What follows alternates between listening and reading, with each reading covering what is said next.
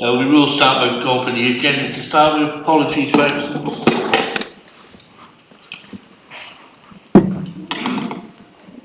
Sorry, Chair. We've had apologies from Councillor Lubbock, and Councillor Ackroyd is her substitute. Thank you. Thank you. And also apologies from Councillor Everett. Thank you very much. Declarations of interest, anyone? No one? Thank you. Minutes of the last meeting, do you agree they're a correct record? Thank you. We'll move on to planning applications, and the first one is 4A, which is on page 19. That's a surplus car park, Wills Lane, and I'll ask our planning officer to take us through the report. Robert? Thank you. Thank you, Chairman. Good morning, everybody. This application is for temporary planning permission for a building to house an indoor entertainment and leisure venue on a surface car park at Rose Lane, and it's between Rose Lane and Mountergate. The application was reported to Planning Committee on the 12th of November, but was deferred because members wished to have the opportunity to have the Environmental Protection Officer present and to be able to question them at the meeting. I'm pleased to say my colleague Alec Miles, who is the Environmental Protection Officer, who's been working with me on this case, is here today to assist us with that. So I'll just take you through the plans and the proposal once again, for those that weren't here last time around. So there you can see the site outlined in the red line. It was formerly a multi-storey car park that was demolished by the City Council just under 20 years ago, and since then it's been used as a surface car park and also a storage depot, but currently it is vacant and not being used. It is surrounded by a number of different uses, so you've got, I'm not sure you can see my cursor unfortunately, but to the right hand side of the site you can see the Rose Lane multi-storey car park, and then to the north and you can see the Union building, which is in offices, and it's got the rooftop gardens bar at the top of that. On the left hand side of that picture, to the west there is the Tudor Hall, which is in residential use, and that's next to the Bolton Street entrance, which would be used as the main pedestrian entrance for this development. You've also got to the south Parmentergate Court, which contains residential flats, and there's also Murrells Court to the west, which contains further residential properties. So that is the site proposal. You can see the building located at the northern end of the site, and access would be from Rose Lane and Bolton Street, as I say. The Mountergate entrance at the bottom of that image would be purely for servicing, deliveries and waste collection. It wouldn't be for public access. The only difference from the site plan and indeed the actual proposal in terms of how it was presented last time is that the smoking shelter has been relocated from the near to the entrance. Once again, sorry about the cursor not working, which I can't point things out, but the smoking shelter has basically been moved to the bottom right hand corner of the building as shown, so it would be further away from residential properties, and it would be moved away from the residential properties within Tudor Hall.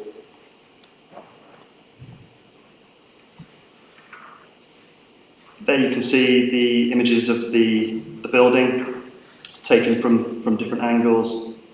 In each of those images, the building you can see sort of in the middle of each image, and it's surrounded by shipping containers, so it's kind of it's a warehouse style building surrounded by shipping containers. And then there's a closer view of the actual building itself, so you can get an idea of the scale of the building. This is a new drawing that's been submitted by the applicant since the last committee, and it sort of sets out the methods that are proposed for insulation of the building.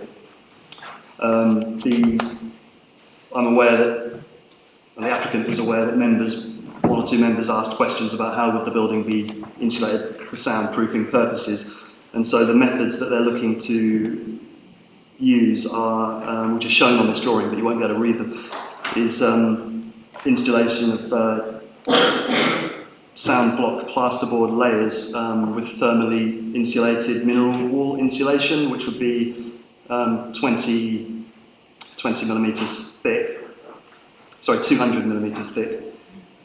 They'd also be looking to kind of seal all parts of the building internally with sound insulation to minimise the opportunity for sound to leak.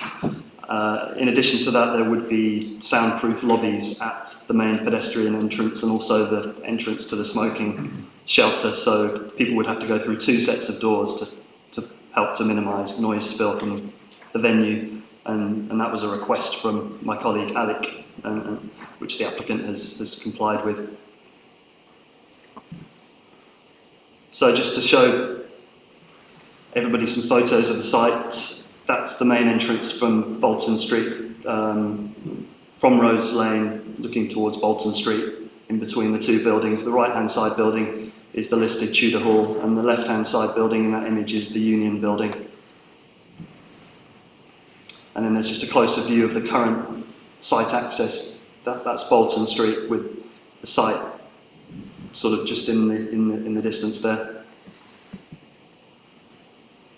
And then an image taken from within the site, looking north towards the Union Building, and you can see there's a sort of a concrete podium with a ramp up.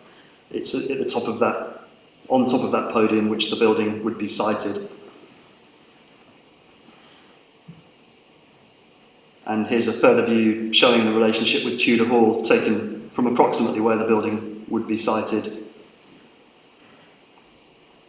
And another view from the same location looking back towards the Union Building. Again, this is the concrete pad on which the building would be positioned. That's a view looking east. You've got the Union Building on the left-hand side. There's another block of residential flats in the middle there, which is called Imperial House. And then on the right-hand side of the image, you can see the Rose Lane multi-storey car park. Again, that's another view looking southeast. You've got the multi-storey car park. You can just see on the left-hand side. You can also see on the left-hand side of that photo in the middle there, there's the disused toilet block, which would be repurposed and serve as the toilet block and toilet facilities for this proposal. And that's a view looking south. You can see two blocks of flats there. One on the left-hand side is Parmenter Gate Court, and on the right-hand side of that image is Murrells Court. And they're in relatively close proximity to the proposal. Similar view, that's looking due west, and you've got Murrells Court there on the left-hand side, and then you can see the Tudor Hall building on the right-hand side, and in the foreground is the application site. And then that's the main service entrance from Manter Gate with the existing vehicle access there. And that's a view taken the other side of the gates, looking up within the site, looking up the access towards where the building would be located in the far distance. This actual area wouldn't be used for any physical development as such.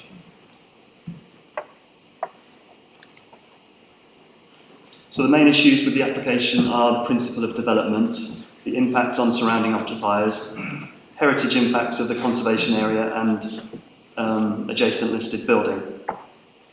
In terms of the principle of development, the site is allocated for mixed-use development within the current and emerging local plans.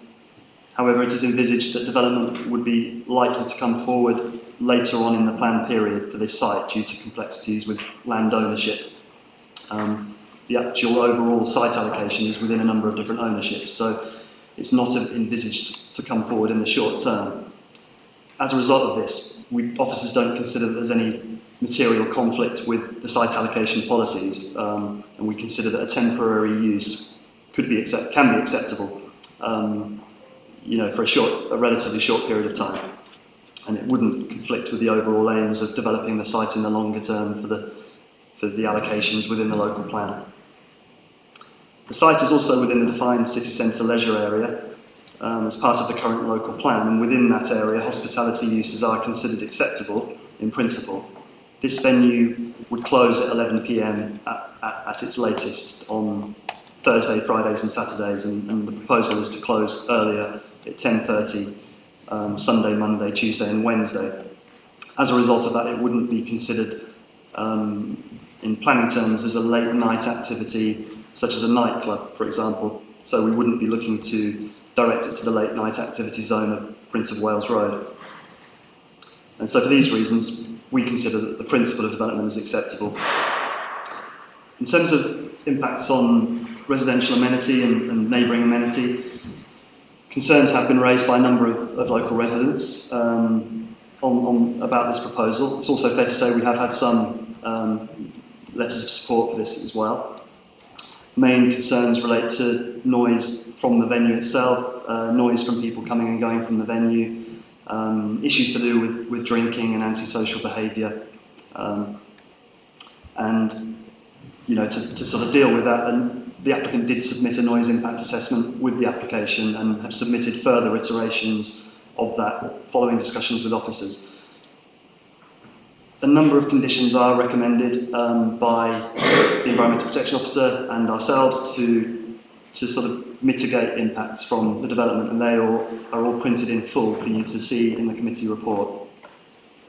Since the application was deferred at the last meeting, the applicant has reviewed what was said and some of the questions members asked and concerns that they had, and has taken the opportunity to submit further information. That includes the revised site plan where they've relocated the smoking shelter, because I think some people were concerned about that. That is the only actual change to the application itself. They have, however, submitted more supporting information.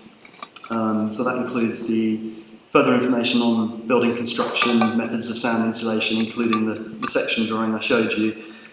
They've submitted a further response from the noise consultant, or the applicant's noise consultant. They've submitted an operator's management statement covering all aspects of how the venue would be managed internally, but also dealing with comings and goings in a way to kind of, as far as possible, mitigate impacts in terms of noise and disturbance on the surrounding locality. They've also submitted an impact statement setting out the various benefits that they foresee that this development would bring to the city. And finally, a supplementary planning statement, and all this information is available to view on the council's website. We did notify residents of this and people who had previously commented on the application of this information. It's been there for people to see. It's also been reviewed by ourselves as planning officers and Alec as Environmental Protection Officer, and we're satisfied with the additional information that's been provided. It provides more clarity around some of the noise issues that people had, and it also provides more clarity around the strategies that would be used to sort of actually manage the venue itself. So in terms of impact on residential amenity overall, it's our view that, subject to the imposition of the conditions that are set out in the report, and also two additional conditions. One is to set out that the hours of the deliveries and to the site that should take place in the morning and not during nighttime hours.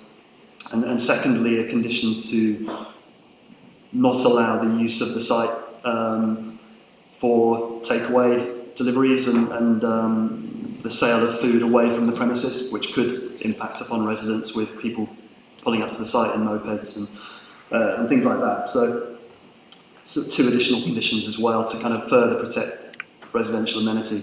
But subject to all those conditions, it is officers' opinion that this is acceptable in terms of impact on neighbouring amenity. Finally, the other main issue I mentioned earlier, impacts on heritage. It is within the conservation area, city centre conservation area. It is within the setting of the Grade 2 listed Tudor Hall, which that's the Tudor Hall on the right hand side of that picture. I'll just go back to some other. Here we go.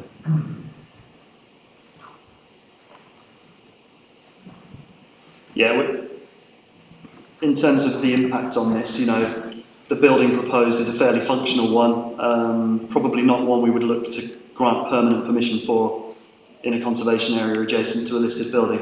I think we've had regard to the temporary permission that is sought, and the fact that it's a short-term use that isn't intended to be there for the longer term. So on that basis, given the benefits that we think this scheme can deliver in terms of to the local economy and to the city centre generally, we are, although we acknowledge that some harm will be caused, we think that in this instance it will be outweighed by the benefits and mitigated by the fact that it's a temporary use. So to conclude, the recommendation is to approve planning permission subject to conditions, including a condition that it should be for a temporary period of 12 months and set in accordance with the conditions set out in the report, and also the two conditions set out within the updates report. I should actually just touch on or describe the information that is in the updates report actually that's before you, because that does summarise some further responses we've received. So you'll see that we've received 7 further letters of objection, which raise a number of different points. I won't go through every single point, but if members do have any questions on these, feel free to ask. There is a response to each of the points set out within that report.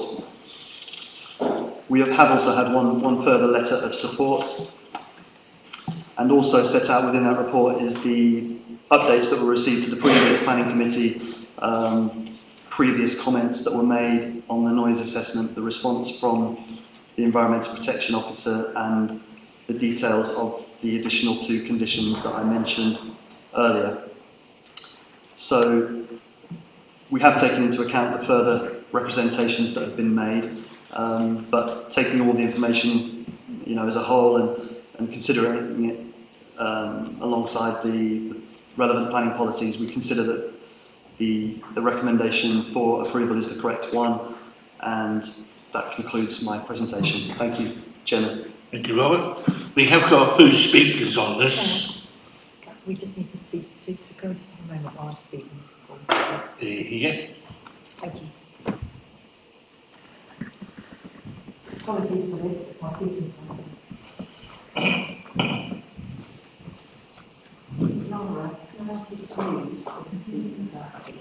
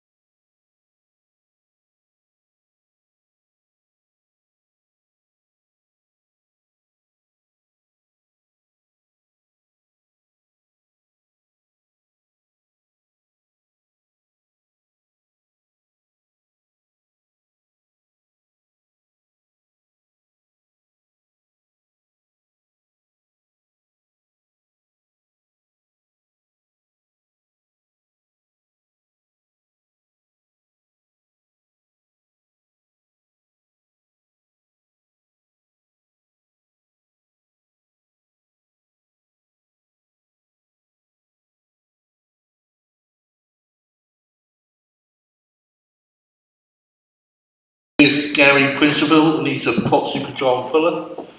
And you have 3 minutes. Thank you. Thank you. Good morning. I'm an Associate Acoustics Consultant for Adrian James Acoustics, and I'm here to speak on behalf of John Fuller and Coniston Court Limited, who object to the proposals. We've raised numerous issues in regard to the noise impact assessment that was submitted with the application, and these are summarised in the update report. Our main concern regarding noise from people leaving the venue is that levels of speech noise in the late evening would, according to the assessment, exceed the World Health Organization threshold for moderate annoyance at nearby residences. In some locations, this would also exceed the WHO threshold of serious annoyance. The Environmental Protection Officer and the applicant's noise consultant have both suggested that this can be addressed through a noise management plan, but it's neither clear nor obvious what practical steps could prevent noise levels representing serious annoyance. The operator has made a vague commitment to politely ushering patrons from the venue, but the only specific strategy seems to be a staggered shutdown of facilities. In our view, more detailed noise management strategy should be set out before approval is considered, and this should not be assumed to be enforceable by condition. Our other main and more fundamental concern relates to music noise breakout. The assessment takes a typical internal music noise spectrum and effectively removes most of the bass in order to show that music noise emissions would be acceptable. This is neither the proper nor the usual way to assess this type of noise. Instead, the building design should be upgraded to show that music noise could be adequately contained based on realistic and typical levels of low frequency noise inside the venue. The modified music noise spectrum would be so light in the bass frequencies that the sound would probably be unsuitable and unacceptable to audiences and performers. The technical officer suggests that this could be addressed with a planning condition limiting external noise levels. However, we would question the suitability of a condition which would be unachievable for many events without major construction upgrades. The updated drawings show minor upgrades to the building construction as described, but the construction is still relatively lightweight compared to most similar venues, and in our view is incapable of containing the levels of low frequency noise which are expected and actually suggested. We recognise that the proposed planning conditions would, in theory, control external music noise to reasonable levels, but it's currently unclear to us if this is even achievable. In summary, the Council's position seems to be that all potential noise impacts can be prevented using conditions, regardless of any technical issues with the assessment. However, according to national planning guidance, the 6 tests require that planning conditions are both reasonable and enforceable, which is surely only the case if it's clearly shown prior to approval that any potential impacts can be controlled in practice. Regardless of any obligation to comply, it seems unlikely to us that the conditions could be met, thereby creating entirely unnecessary enforcement issues for the Council. We also recognise that the planning permission would be reviewed after 12 months, but it's possible that there could be significant noise impacts and/or enforcement issues in the intervening period, and we therefore urge that the development not be improved until it's shown that the concerns we've highlighted can be realistically and practically mitigated. Thank you. Thank you very much. Our next speaker is Behaviour Wilson. Thank you. You have 3 minutes as well. Thank you.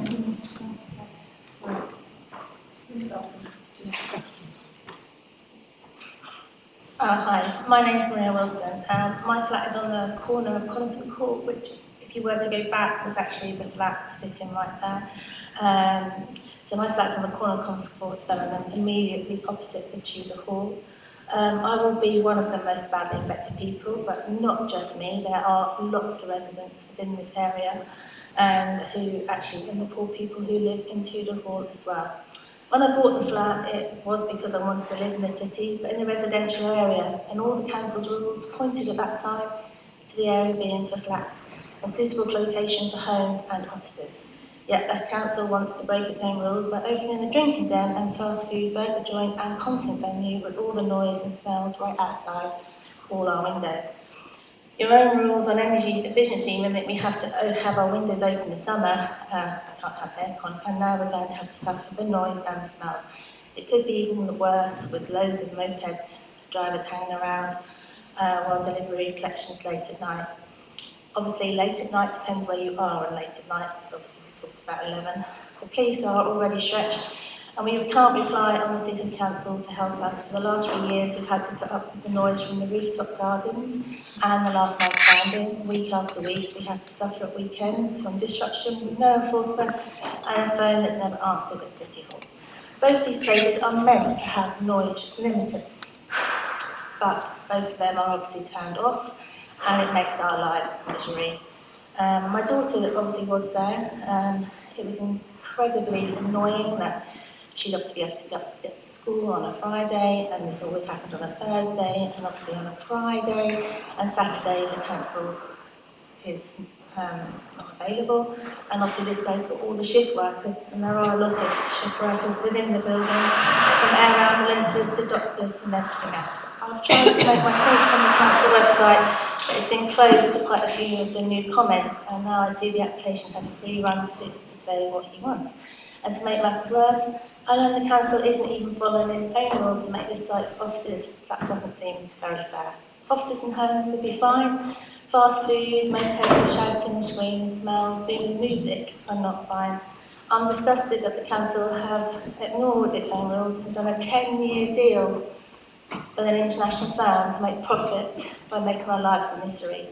I'm confused when you keep saying temporary. It's one rule for them and another one for everyone else. Refuse this application, please. Not just for me, for everyone else. Thank you. Thank you very much. Our next speaker is Lynn Lockhart, and you have 3 minutes as well. Thank you. Is that on? Yep, brilliant. All right, well, first of all, I want you to know that my name is Lynn Lockhart. I'm a resident tenant in one of the Maidstone Road buildings. Also, my family own in the square behind, which is known as Maidstone Road and Greyfriars Road. And I'm representing pretty much 250 people here today who have been eliminated from this because of something of you call, oh, incidentally, I'm not a public speaker, so excuse me. You've put on an imaginary red line which has been there since around 2005, at which point there was not over 2,000 residents living around there.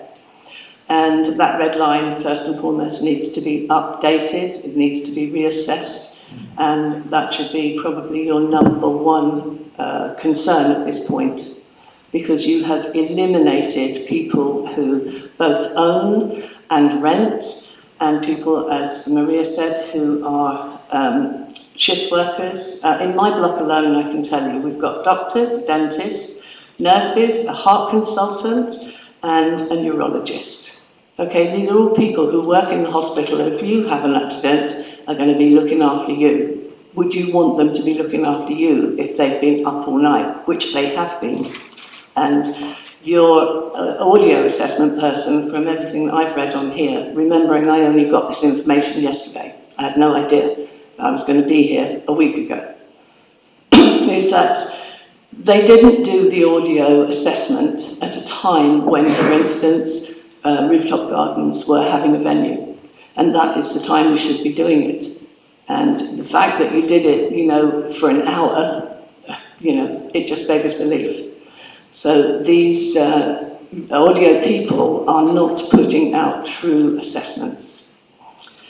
We know that because we live there, and we can't open up our windows at all in the summertime when these venues are operative. I've been asked by the people who I'm basically representing to just tell you the things that are worrying all of us. There's no point in me repeating all the things that everybody else has.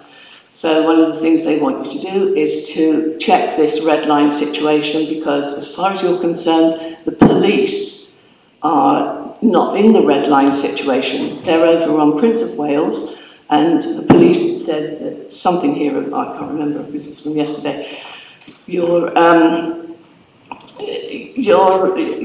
basically don't think that we matter. The police can go over on the other side, but these people come into our lives and into our square and into our homes. The people I'm afraid concerned... you need to wind up now, I'm afraid. Okay. Because you're in low 3 minutes. Thank you. All right. Next time maybe I can get more use so that I can actually write something out and find out beforehand. Thank you very much. We have 2 more speakers, Councillor Ash Haynes, and you have 3 minutes as well. Thank you. Thanks, Chair. To start with, I'm pleased to see that there has been a couple of modifications made since the last committee. Sorry, Ash. Can I just ask Lee to turn us? Brilliant. Thank you. Thank you, Ash. You have 3 minutes. Thank you. Thanks. Firstly, pleased to see there have been a couple of changes made, particularly the relocation of the smoking shelter. I think if this was to be approved, that would be really helpful. I wanted to raise quickly first some issues that have been raised with me about the access to the plans over the last week and a half. I believe the Council's planning portal has been down for significant periods of time. This has made it difficult for residents to comment and access the plans. I know that they can email in, but that doesn't help if they can't actually look at the plans before they object. On to the noise concerns. As we've said before, looking at that site, there are residential properties on 3 sides of this site. They are closely built up to it, and yes, they are in a city centre, but people cannot just move. It is not that simple when something comes up on their doorstep. People will be stuck living with this. Some of these are people on low incomes, people who have to go to work the next day. And remember, this noise, if you look at the operating hours, is not just night noise. It's potentially starting at 11 and going through to 11. There's no let up potentially for people here. I believe the phrase used was impact on residential amenity, which I think there will be a significant impact on that by this application. The noise of people entering and leaving, particularly late at night, will be particularly focused on residents at Coniswood Court, Greystone and Mayfriars, and at Tudor Hall. These people are going to get people coming out of their houses. The police have raised concerns already on the comments about antisocial behaviour based on existing levels of crime in the area. We know that people leave Prince of Wales Road this way. We know that people will come off of this site and try and access Prince of Wales Road through residential areas. And we need to ask ourselves if we can even put conditions that would mitigate this level of noise. I know lots has been done to put conditions on. Noise management plans are all well and good, but they are only as good as the enforcement of that noise management plan. And it is very difficult to account for what people do leaving a site. By putting this site there, we are causing a noise nuisance on those people, no matter how well the site is managed in of itself. The deferral last time was partly based on noise impact. So I think the committee agrees that this needs to be given a significant weight in your decision. And I'll remind the committee that they get to choose how much weight is put on each factor. That's something that the decision maker gets to do, is decide how much weight to give to each individual factor in a decision. And I think 11 PM is late, given this isn't in the late night economy zone. It's been put there outside of that zone, and we're still opening it until 11 PM at night. I'm aware that technically that doesn't make it a late night activity, but I think when you've got kids you're trying to get to bed, when you've got work the next day, that feels very late night to residents. To move on to the local plan, CC4 in the local plan, and also in the emerging local plan, this designates the site for housing. It is a council-owned site that has been designated for housing, and I think the council ought to be doing everything it can to bring forward this site for the needed housing and office space in this area. Wind up very quickly, please. Yeah, just one more point on jobs. It's great that we've got an application wanting to bring jobs to the area, but I think we want to consider the level of 50 relatively low skilled jobs compared to what an office could bring. Thank you. Thank you. We have one more speaker, Councillor Ben Price. Thank you, You Chair. have 3 minutes as well. Thank you. Thank you, Chair. According to the government website regarding noise, it states, increasing noise exposure will at some point cause the significant observed adverse effect level boundary to be crossed. Above this level, the noise causes a material change in behaviour, such as keeping windows closed for most of the time or avoiding certain activities during periods when the noise is present. The website goes on, it sort of breaks them down into the significant observed adverse effect levels. Present and disruptive, the noise causes a material change in behaviour, attitude or other psychological response, e.g. avoiding certain activities during periods of intrusion where there is no alternative ventilation, having to keep windows closed most of the time because of the noise, potential for sleep disturbance resulting in difficulty in getting to sleep, premature awakening and difficulty in getting back to sleep, quality of life diminished due to the change in acoustic character of the area.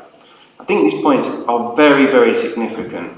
We've got a site here that, as we've been established in both the existing and emerging local plan, is designated for office and residential use. There are hundreds of residents in this area. Many of them work hard, many of them have vulnerable conditions. We have experienced noise and antisocial behaviour on a site located next to this site. Noise created by 5, 6, 7 people, not many people, but so many issues raised with us as councillors, so many people's lives have been disturbed. We're now talking about a venue that's going to be introducing hundreds and hundreds of people. The site itself is next to a large block. This block will act as will create an echo effect, will canyonise the noise, will bounce it back towards residents. What we've also heard is that the sound assessments that have taken place clearly are unrealistic. You know, that the levels of noise measured will not reflect what the noise and the bass that will put out by the venue. These conditions that are put forward are unenforceable. And planning, in terms of relating to licensing, is that the local planning authorities should not, however, presume that license conditions will provide for noise management in all instances. So what we can see is that there are going to be hundreds and hundreds of people impacted. Their quality of life is going to be seriously impacted. Their sleep, putting their children to bed, being able to open their windows. They are going to suffer mental health impacts from this application. You have an opportunity to assess the sound and the mitigation and conclude that this will have an undue adverse effect on residents and that the application should be turned down. I'm shocked that this is coming forward today. Open is a perfect venue for this. Nice idea, wrong place. Thank you.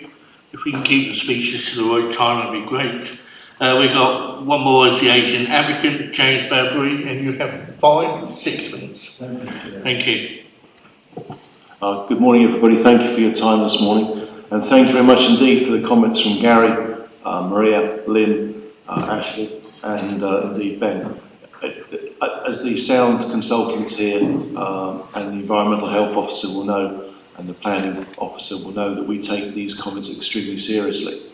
I'm slightly concerned with what Gary said, to be honest with you, because we used a recommended sound consultancy in Norfolk, in Norwich, the best in Norwich, called Adrian James, which was recommended to us by the planning team of Norwich City Council. So I'm somewhat surprised that Adrian James are now making comments regarding their own audible levels and records, which is a question I suppose we have to ask Adrian James. It's baffling, but obviously we approach Adrian James through the correct and proper manner, following policies and procedures. So I'm surprised that Gary would quote Adrian James criticising their own numbers, but maybe we can look at that later on. We take all of the comments really seriously, particularly of the residents who, as you read my proposal, we want to become the heartbeat of the community. And we know when we're doing a good job when our guests and our residents tell us so. So much so that we're going to have a monthly care club where every resident and anybody else to in Norwich who wants to come along, Ben, Ashley and the other councillors who have presented today and are here today are very welcome to come along. And we will listen to what you feel and what you believe, and we will run our attraction accordingly. Regarding the management of attraction, we are a very, very substantial, serious company that have open attractions all over the world, and the nearest one we have to this one actually is on the South Bank in London, next to River Thames and adjacent to the London Eye, which is called Between Two Bridges. And it's in many ways it's very similar to this attraction we plan to open in Norwich, Between Two Bridges, but also because there are some residential areas there. And like London, like here, extremely important to us to make sure that we deliver for our residents. So much so, speaking openly and honestly, as I'm sure that Robert and Alec would say, that I've conducted dealings all the way through this procedure. We had 2 clients, or residents, we call them clients, in London that had concerns over our noise output. And what we do is we're a different level of running an operation to what you've seen in Norwich currently, because we use the latest technology to control our sound. And these 2 residents in London we actually put sound monitors into their apartments to check what they were saying was accurate and how we could improve the situation. Both residences had an issue, and we agreed they had an issue, so we were able to redirect at pinpoint speakers.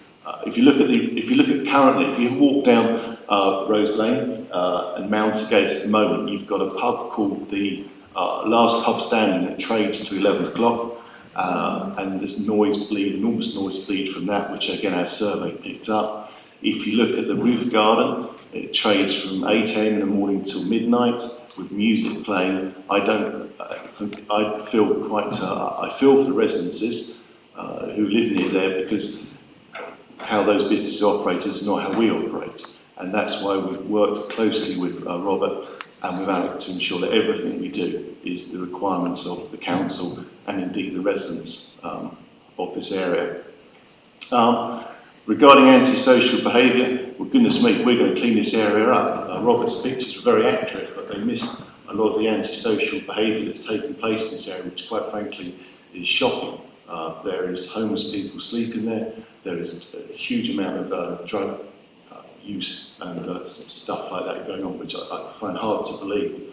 Of course, we've been liaising with the local police team and a gentleman called Darren Taylor, who is the Chief Inspector, and his team welcome our input, because we have our own security guards. We will light the area up, and we will stop these sort of activities taking place. We're even offered the police a mobile unit there so they can have a presence in this area to again support the good residences of this surrounding area. We are very proud to be bringing 50 new jobs to Norfolk, to Norwich, and this is one of the reasons we were excited to become part of this project. We designed the block for Las Vegas, for Dubai and for Saudi Arabia, and when we started to move in the pandemic, we suddenly realised that Norwich has lots of really talented young people leaving their education, the city's university, the catering schools, and a challenge of finding jobs. Also, sadly, in the current climate we live in, people have lost their jobs and looking for new businesses to move into. So we will be able to offer local people a low-cost, barrier entry opportunity to run their own businesses, create great lives for themselves and control their own destiny. And I'm sure, and I look forward to the local residences taking the opportunity to have new jobs. We have an impact statement, financial impact statement, that we've based on the pop-up container village in Brixton, and it clearly demonstrates that every £10 of money spent in the business, it generates an additional £5 spent elsewhere in the community. So the people in Norwich Market are excited, local restaurants and local shops. Also, 50% of our guests that come to wind up now, I'm afraid, yeah, so, thank you. Let me just finish with my finishing statement, please, Chairman. Really, how I feel is that the block Mountergate area is steeped in tradition. The area used to be a fish market in medieval times, but unfortunately, during recent times, it's shackled to the past. We need to crack open those shackles, employ people, tidy the area up, and make it an area that Norwich and all the residences can be extremely proud of. Thank you for your time. Thank you. David, did you want to come in first, or? Yeah, thank you, Chair. I think there's a couple of points several points we need to come back on. There's some technical points from who were raised by Mr. Percival and Councillor Price, and general noise points by the speakers. And I don't know whether there's any detailed kind of planning points that Rob wants to come back on, but before Alec and Rob respond to some of those points, I just wanted to make some comments about the consultation process. As Councillor Haynes mentioned that, and it's mentioned in the late correspondence.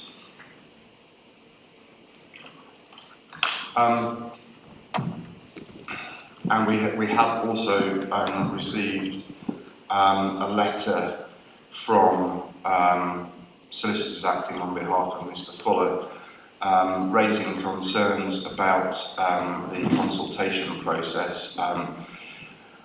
They asked that the item was withdrawn from the committee because what they felt were deficiencies in the consultation process. The monitoring officer the Director of Development and City Services and the Head of Planning and Regulatory Services have all reviewed that letter, and they've responded to Mr Fuller's solicitors to the effect that basically the committee can make a decision on how to proceed with the application given the information that's before it. And either the committee can decide to determine the application, approve or refuse, or that the committee can decide to defer the application and to seek to remedy whatever deficiencies there might have been in the consultation process. Our officer position is that there haven't been deficiencies in the consultation process. In terms of consultation, there's an initial phase, there's one statutory period of consultation that we must carry out, and that is when an application is initially submitted, and we must consult for a period of 21 days. How we do that is also set out by those regulations, and for this particular kind of application, we must post a site notice, which we did, and we must also publish a notice in the local newspaper, and that notice was published in the Evening News. We can stop there if we want.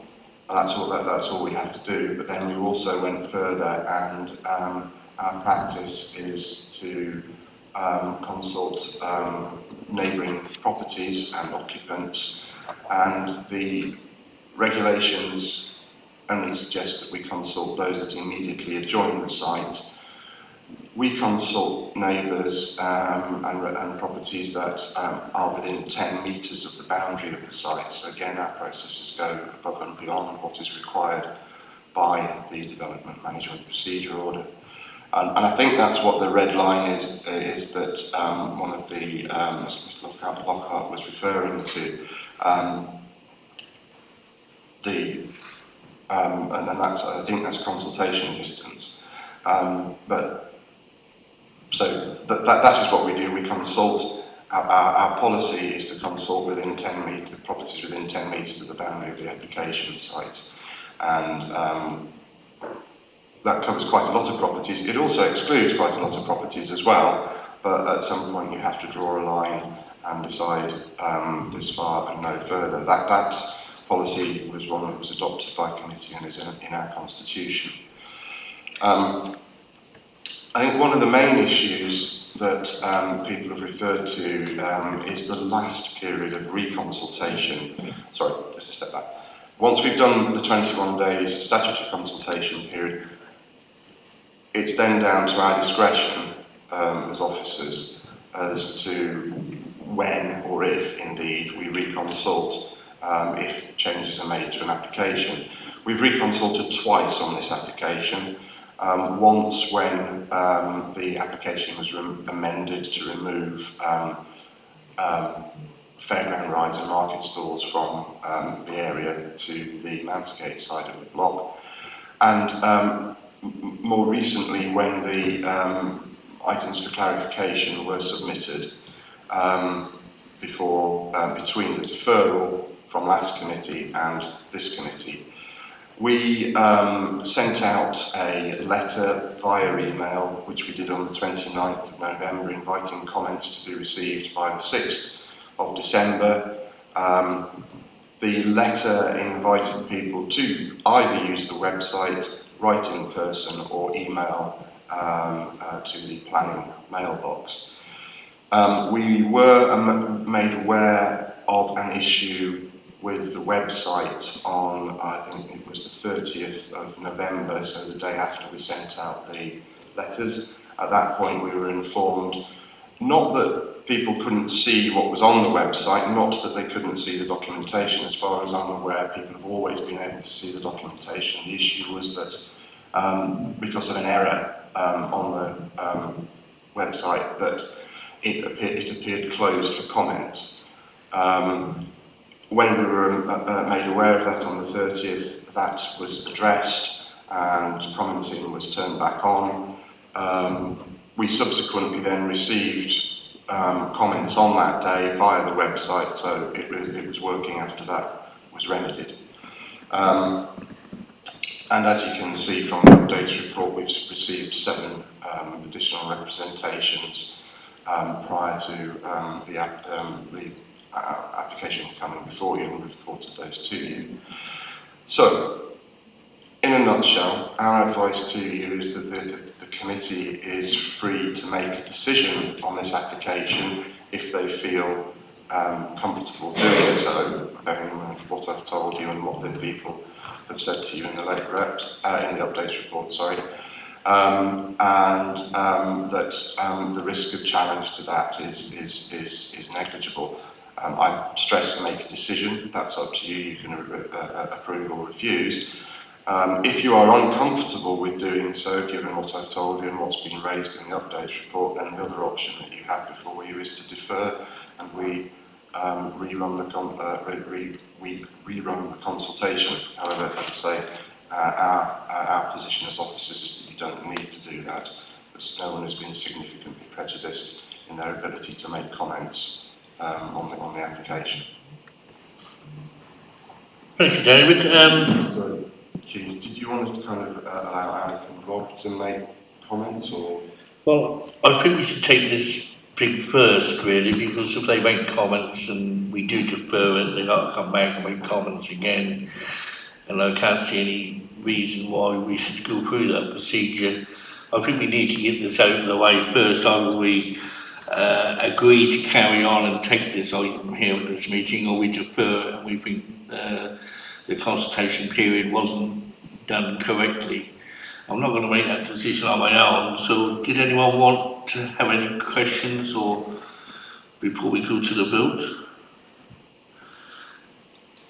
No, all those in favour of carrying... Has that been seconded? Okay, I'm going to need a seconder. And what are you moving? I'm going to move that we actually carry on and take this today, and that we're heard, which all the information that we were going to know, and the consultation period was enough, and a member said other ways to contact the council, and they had 21 days and another 7 days, which was reduced to about 4 or 5. So I'm going to move that we actually know and know enough information to carry on and take the vote today, one way or the other.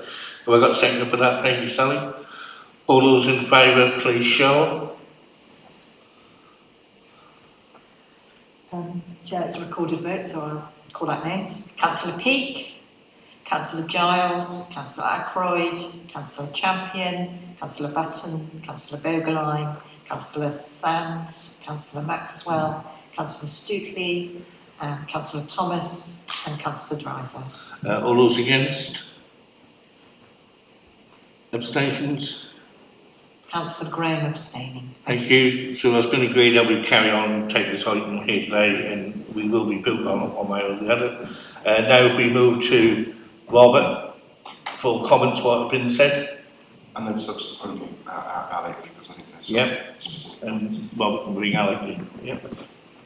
Yeah, I think just a few points. I think with regards to what Maria said, concerns about delivery drivers, we've recognised that could be an issue. That's why we're recommending a condition to not allow deliveries from the site, and so delivery drivers shouldn't be, other than those delivering food and drink to be served at the venue. We shouldn't be having delivery drivers and things of that nature there with the condition.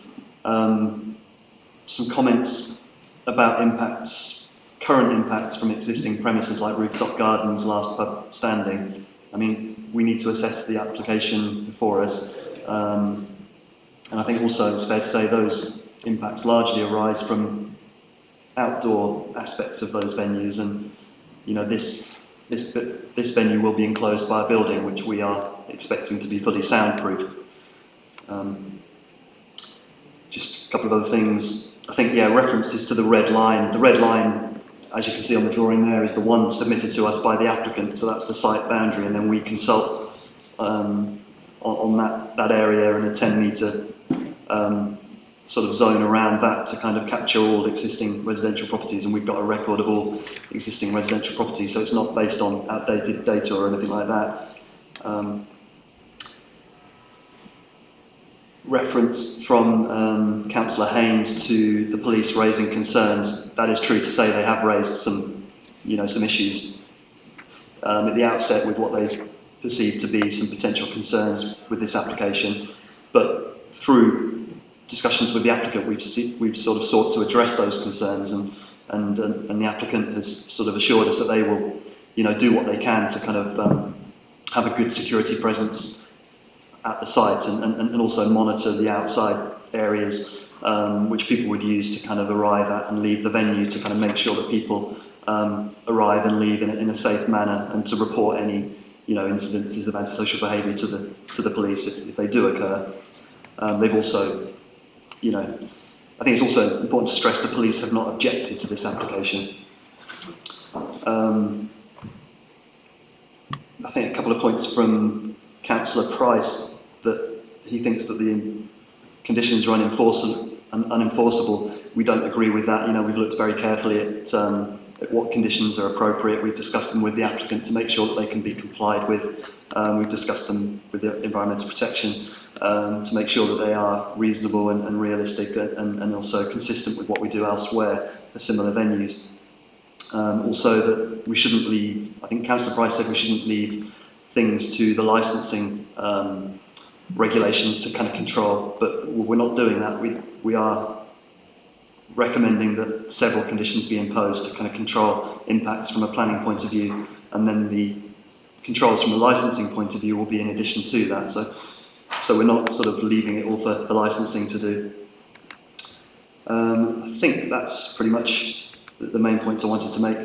Thank you. But if Alec wants to pick up on some of the things. Yeah, Alec, if you could go through the points which was raised by the speakers, or anything else you wish to add as well. Thank you. Just to help, I picked up several. First of all, there was the noise from people leaving, which exceeds, in views of Mr. Percival, exceeds WHO levels, and that in the history the management plan is not appropriate. And then there was secondly noise breakout, and Mr. Percival was not satisfied that the method of construction will contain the breakout, and he also believes that it's unlikely that conditions can be met. Councillor Price referred to, and I think I wrote this down correctly, but the significant adverse level effect boundary being crossed, and I don't know whether you would say anything on that one. Thanks. Okay, yeah, so firstly, the issue to do with people arriving and leaving the site is probably going to be the greatest area of concern. That is something that, does have the most potential to be an issue. There's no way around that. I will just say that the model that was produced in the original noise impact assessment, it's very easy to pull these apart because there's multiple kind of levels, models and standards that you can look at when you're trying to work this out. So to critique it, you can tear it apart fairly easily. We are confident from what we've reviewed that they have produced sufficient information about the levels that may be arising from people leaving the venue. And I will also stress that the levels that they've stated are a worst case scenario, which is generally what we ask for. So the fact that we've got the conditions in place and the noise management plan, whereby they're going to be using security staff and also waiters, waitresses and things like that at the end of the night to usher people on as quickly as possible. We do feel that this could be acceptable and result in a smooth method of people leaving the venue to reduce noise disturbance as much as possible. In terms of the criticism of the noise management plan, this is a standard thing that we ask for all kind of similar facilities that are going in the city. To be honest, I don't see much of a problem with the noise management plan. There is sometimes a bit of an issue and teething problems with them being enforced at the very start, but that is part of our job as the public protection team to make sure that these things are being stuck to. And that will also probably fall into some aspect of the licence of the venue as well, I would imagine. In terms of the construction of the building itself, additional detail has been provided. They're obviously using a combination of sound block plasterboard and also acoustic mineral wool. They've produced plans on exactly how they're going to prevent sound leakage as best as possible. They've now also adopted the use of acoustic lobbies, which makes a big difference, because obviously without them, as soon as you open a door, all the noise spills out. With this set of double doors, it does contain much more of the noise, and therefore reduce that side of the issue. One of the most powerful conditions that we have really in relation to things like this is condition 10, which has been put on this application. That basically gives the levels in different frequency bands of what will deem to be acceptable, and it being a condition here, they're not able to breach those levels. Those levels are deemed to be acceptable by the council for residential dwellings nearby this sort of venue. And to back that up, just to make sure that that can't happen, we've also put in a condition to have a limiter on site. So basically, they won't physically be able to go higher than the levels that are set without all of the speakers tripping out at the venue. This is done by a traffic light display. So when it's green, everything's fine. When it's yellow, it's starting to get a bit iffy. It goes over to red and it trips out. So the person on the mixing decks needs to keep an eye on that and make sure that that isn't exceeded. In terms of fears that the conditions won't be met, I don't really know if there's much I can say about that, really. We obviously assign conditions that we feel are appropriate, reasonable, and will be enforceable, so I won't dwell on that issue, to be honest. And in terms of what Councillor Price said about what's known as SOL, the significant impact, if we believe that there was going to be a significant impact, we would be objecting to the application. But from the information that we've had provided in front of us, we don't believe that there is going to be a significant negative impact on people. Okay, thank you very much. We move on to members' questions now, and you won't get asked questions from members as well. Okay. Councillor Bergline first, and then Councillor Graham, then Councillor Sands. Thank you. Thanks, Alec, for being here this time so we can ask questions around noise, which I think will be the main focus of our discussion. I have a question. So the context, I've got two questions around noise. The context is that at its full capacity, we've got 1,500 people in that location. Is that right? Standing potential was 1,200, 1,500. I've read it in the papers. Anyway, so a considerable amount of people, I think 300 seated is the, and then standing goes quite a lot higher. So what's your question?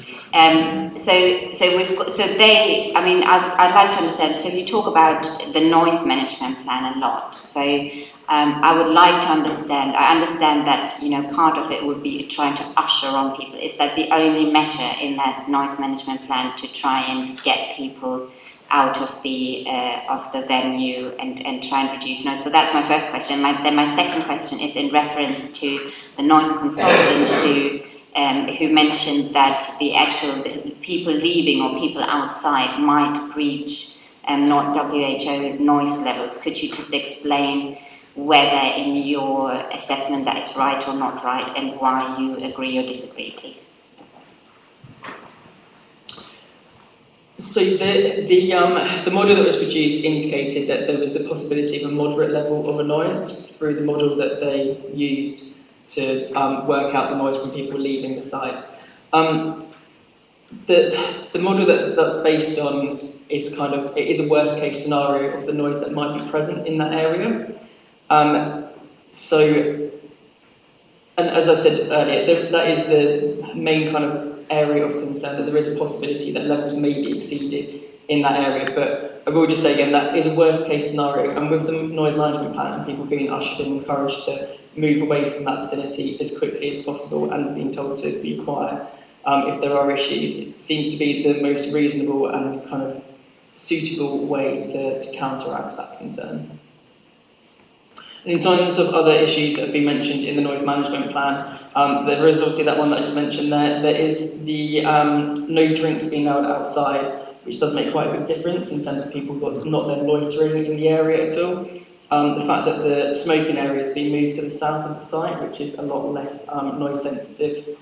I think those were the... There is another one, Alec, Yep. that the applicant has said that when the venue is scheduled to close at 11 p.m, they would stop the live entertainment, music, etc. at 10 p.m, and they would turn on the lights to sort of indicate to people that, you know, the show's over, you can stay for a little bit longer to finish your drinks and so on, but it gives, you know, approximately an hour for people then to disperse, and people will hopefully gradually leave the premises, not all leave, you know, in a sort of right at the very end of the night, you know, so that will help for people to disperse in an orderly fashion.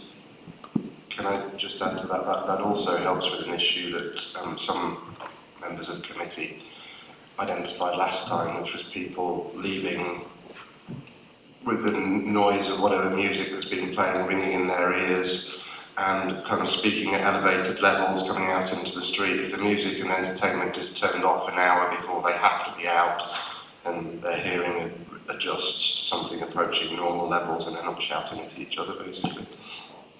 Councillor Graham.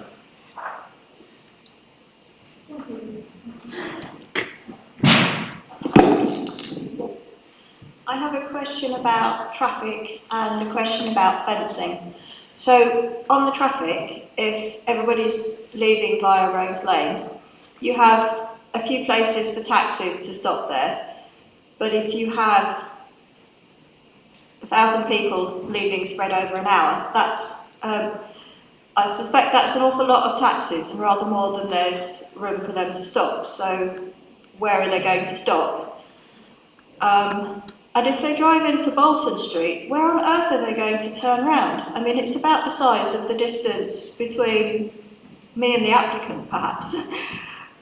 So for lots of taxis turning around there, when there's lots of people emerging from a club, looks to me like, well, I just wonder how that's going to be managed. And my other question is about the nature of the fence, because at the moment the site is boarded up. There's a bit of artwork on the fence, but basically, you know, what kind of fence can people expect to have next to them? Because it does make a huge difference to your quality of life, is what you're looking out over. So perhaps you could fill in some of those details. And is there any consideration of a hedge to kind of mitigate some of that impact? No, you can't, sorry. I can answer those questions. So in terms of traffic and people leaving by taxi and things like that, there is some provision on Rose Lane. So there is a loading bay lay-by outside the Union building on Rose Lane, which highway officers have said would be suitable for, you know, taxis to drop people off and collect people. I don't think we're expecting everybody to come to this venue by car. If they do, there's a multi-storey car park right next door. But hopefully people will be coming on foot, by bicycle, and potentially, you know, to the railway station by bus. It's in a very sustainable location. We wouldn't be expecting the majority of people to be arriving or leaving by car. It's also within walking distance to taxi ranks within the city, taxi companies on Prince of Wales Road, things like that. So I don't think it would be expected that people would be, you know, picked up right outside the venue. If they are, I mean, they're potentially contravening, you know, highways rules, which is a matter for the police. But ultimately, there is a lay-by there that provides some opportunity for collection and drop-off anyway. I would also point out the highway department at Norfolk County Council have looked at the application and they have raised no objections on grounds of highway safety or road congestion. With regards to fencing, it's not entirely clear at the moment what the applicant proposes to do with that. There is an existing fence all around the site which could be retained, that the council has put up. Alternatively, the applicant could propose their own form of fencing. We've put a condition on to control that detail, so we will make sure that whatever is proposed is sympathetic to the area, you know, and if we can get an improvement over what's there at the moment, then by all means we will do that. But a hedge hasn't been considered in discussion so far. I don't think that would probably work from a security point of view, but you know, if the applicant wishes to sort of plant any greenery on the site, we wouldn't object to that. But I think hopefully that answers your main questions. Just to pick up on that, the applicant has indicated that they would be submitting details of a new fence through condition. Thank you. Can I come back with something that I forgot to mention, which is, again, it's a highways thing. But I'm just trying to imagine using that cycle lane at the time when there's lots of taxis coming and going. And you'll probably say it's a highways issue, but I just wonder if that's been thought about and how that would be managed. Yeah, it has been thought about. As I say, we consulted Norfolk County Council to get their expert opinion in terms of the transport implications of the proposal. They've looked at the layout of the site, they've looked at the access arrangements, they've looked at the road layout outside. They're satisfied that there are waiting restrictions on Rose Lane, so it's illegal for cars to pull up on Rose Lane and to block cycle paths or to block the highway. If that happens, it's a police matter and people risk prosecution. Generally that shouldn't happen because people hopefully will comply with the road markings, but you can see that where that black van is parked in that image, there is a lay-by there, which will allow some opportunity for drop-off and pick-up if that is needed, but there are other areas in the locality where that can take place too. So ultimately we don't foresee any significant issues in terms of that. Councillor Sands. Thank you, Chair. I've got a series of questions, and I think they are mainly questions that require confirmation, really. The first question, which perhaps is the one that will need more of a detailed answer, is how temporary is temporary?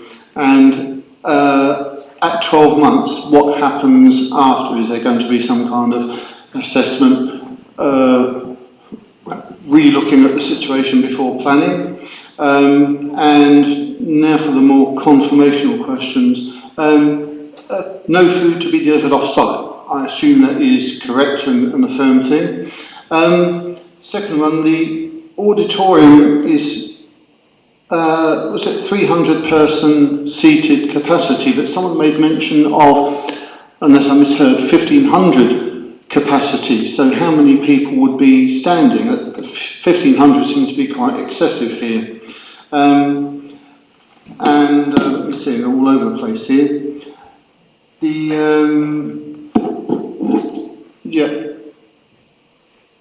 People arriving wouldn't be so much of a problem. People leaving, however, would be the real problem.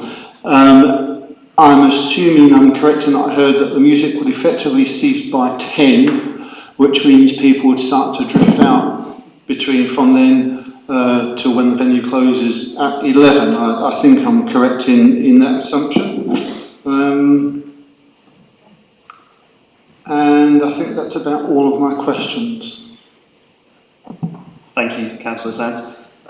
Yes, the temporary permission that is recommended is for 12 months. If the operator wanted to continue to operate beyond that point, they would need to submit a further planning application to the council, and then that potentially would be coming back to committee for a decision. Members would have the opportunity to reconsider the proposal and to consider how it's been operating over the previous 12 months. So a further planning permission would be required. In terms of no food to be delivered, no takeaway food to be sold from the site, that's what we're recommending as an additional condition. It's something that was raised by some of the respondents, so we agree that would be a good idea, because we don't want queues of delivery drivers coming to this venue when there's already going to be some impacts from people coming and going generally. And I don't think that's the main core of their business anyway, so hopefully that won't cause too much trouble. But yeah, we're recommending a condition to prevent that. Numbers of people at the venue. The information that was presented to us in the application was for 300 people as a seated venue. I think there has been a figure of 1,500 standing quoted in local press, apparently. That hasn't been presented to us from the applicant, but ultimately I think the size of venue, the numbers of people to be accommodated in there would be a matter for the licensing committee. Planning can deal with the principle of the use, but numbers to actually be catered for at the venue can be controlled by licensing, I think I'm correct in saying, so there is additional control there. I think there's a question about people leaving the venue. Yeah, as I said, their proposal is, within their management plan, is to cease playing music and live entertainment at 10 p.m. The venue would shut at 11, so it gives an hour for people to sort of leave in an orderly fashion. And I think that is all the points that you asked for clarification on. So could I just pick up on one, which was the temporary? As Rob correctly says, the proposal is to grant permission for 12 months, after which, again, as Rob says, a fresh application would be required. People have mentioned a 10-year lease between the applicant and the council. The council wears, as you all know, many different hats, and in this respect it wears one hat as landowner. But as far as this committee is concerned and the planning side of things is concerned, the application before you is for 1 year. If it was to go beyond that, then there's potentially different issues and different weight that we would be asking you to put on different elements of it. But at the moment, it's a recommendation of approval for 1 year.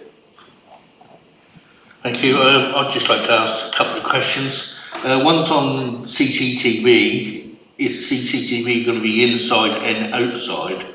And also on the smoking shelter, which I'm a smoker, so I like to ask about this.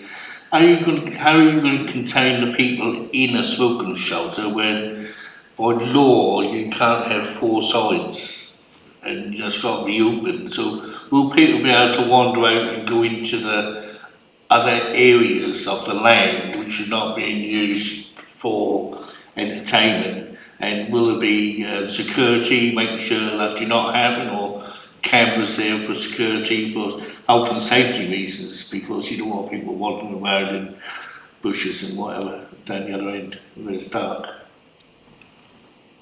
Yeah, so the applicant has said that there will be CCTV at the premises, I understand, both internally and externally. With regards to the smoking shelter, yes, they will have security monitoring the use of that.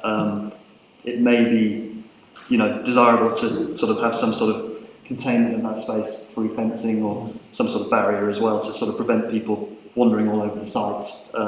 We have actually put a condition on there that there shouldn't be any activities on the rest of the site, on the external areas, and no sound played outside the venue either, so there's some additional controls on that, but there will be measures, I'm sure, by the operator to kind of control that smoking area.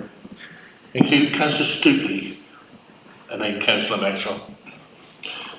Yes, thank you, Chair. Hi, Alec. Welcome to planning. I've got a question about, and it is about number 10 in the conditions. So it specifies that noise will be limited within that condition to preset levels. If in the event that those levels appear to be, or sound rather, to be excessive when in place, is there a mechanism for adjusting that and bringing that down accordingly? Yep, so condition 10 is going to be backed up as well by the condition for the limiter, which is 14. So condition 10 is basically stating the maximum level that would be deemed to be acceptable. However, when we go to put the limiter in, which will be our team that goes in and does that, we may need to bring certain levels down just to ensure that there's not going to be any kind of real impact on people who are nearby. Okay, thank you. Just to follow up to that, are you content, as our representative on this, that noise emanating from the venue itself will be negligible or minimal for the surrounding residents? Yeah, through the use of the conditions and the noise management plan, we have faith that it can operate without causing a statute nuisance to the people nearby. Councillor Maxwell? Yeah, forgive me if we've done this before, because I can't find it. How many people are going to be employed, and are they having parking permits? I think the number mentioned earlier was 50, is that broadly correct? It's a ballpark figure, but as time goes, It's a ballpark figure 50. But as time goes on, we hope we can increase the level of employment as the business expands and the vendors have the opportunity to hire more local people. Thank you. They wouldn't be eligible for parking permits, but there is plenty of parking available within easy walking distance of the site.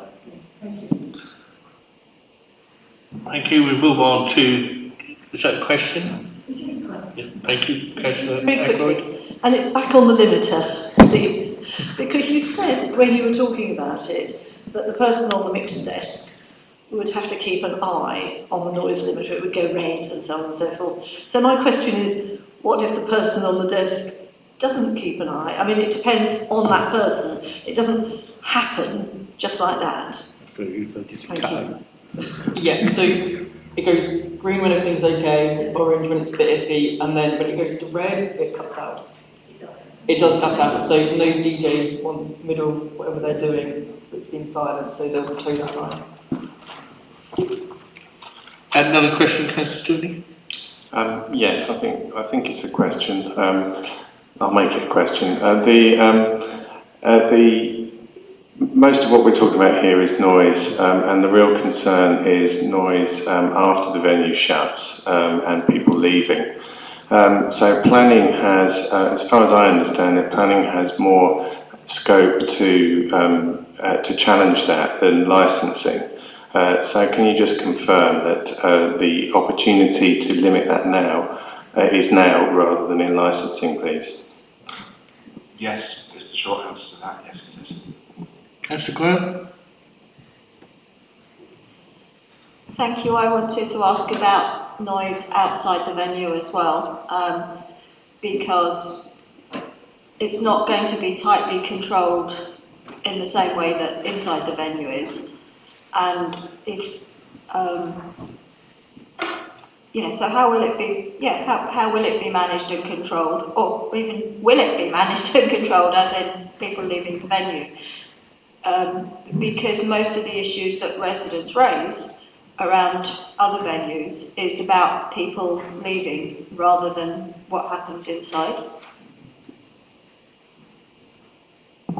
Yeah, so as we've heard, there are measures in the management plan and the way that the operator intends to manage this to sort of help reduce some of those impacts, with regards to the entertainment finishing well before the actual closing time, encouraging people to drink up and leave in an orderly fashion. They'll also be deploying extra security staff and other people working within the venue to kind of maximise the number of people assisting people to leave quietly. They can also put up signs within the venue to sort of tell people to respect the neighbours and leave quietly.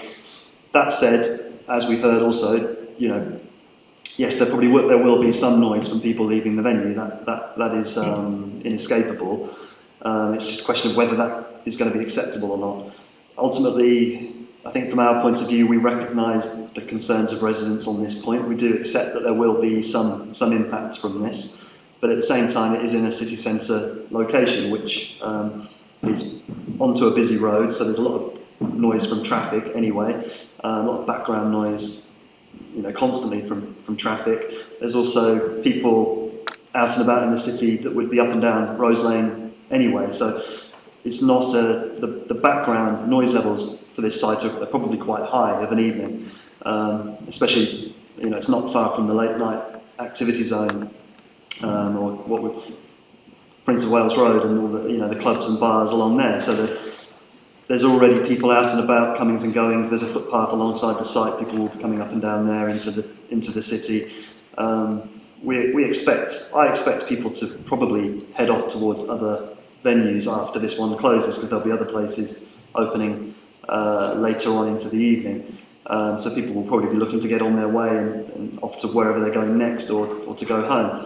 But ultimately, yes, there will be some impact from this. There is no getting away from that, but we consider it that it will be acceptable, and so that's the way we've looked at it.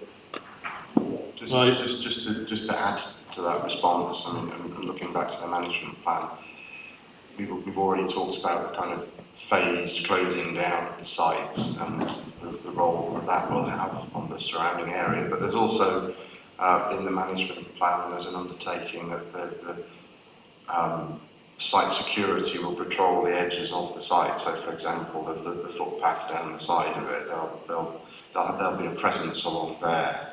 And whilst we can't ask the venue security staff to act as police, their presence will, we feel, act as a deterrent to noisy and antisocial behaviour in the immediate area around the site. Well, Councillor Button, Councillor Sayers, Councillor Bergline, and Councillor Chapman. And then we'll try and move on to discussion. Thank you, Chair. They said that entertainment will be turned off at 10, presumably music or cinema, whatever. Will that include the sale of drinks to encourage people to leave as well? Thank you. My understanding is the sale of drinks would stop half an hour before closing time, which is kind of similar to how most sort of venues operate like that. So just to be clear, just so that we're answering in the same order, the entertainment stops at 10, sale of alcohol stops at 10:30, and then the venue will be closed at 11. Councillor Sayers?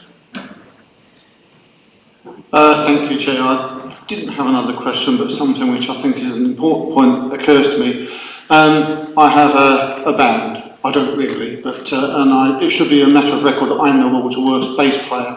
But my band performs at the venue, and we've got another concert to give at Manchester the following night. So obviously we need to pack up our equipment and leave. What provisions are there to make sure that my band packs up in a quiet and orderly fashion and exits, I presume, from the access point on Rose Lane, and that our vehicles don't make too much noise? Well, I think if somebody's performing at the venue, they potentially could use the service access on Mountergate.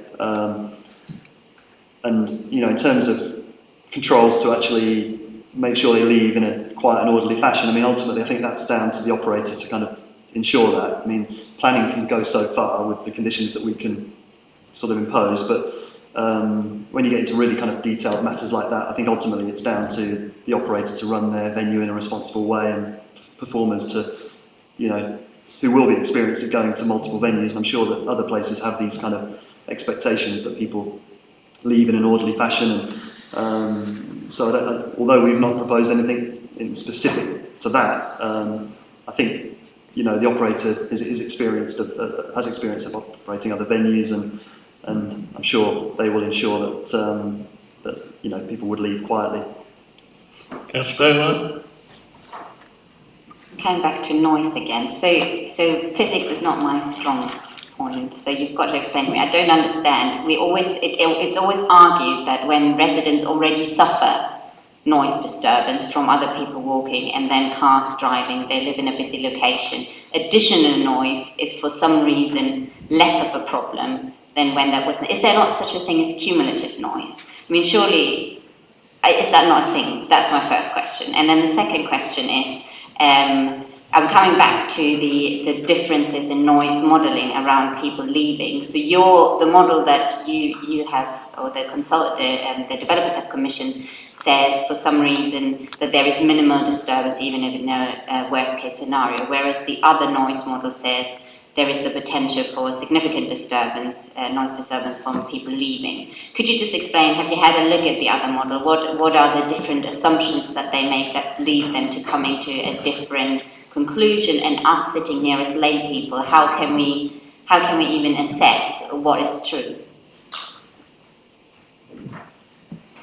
Alec, are you able to assist with the question about what's the significance of background noise when sort of conditions are being surveyed, and is there such a thing as cumulative noise? So in the first part of the noise impact assessment, a background level is obtained, and the idea is that when a venue is put into that location, that it shouldn't significantly raise the background level of an area.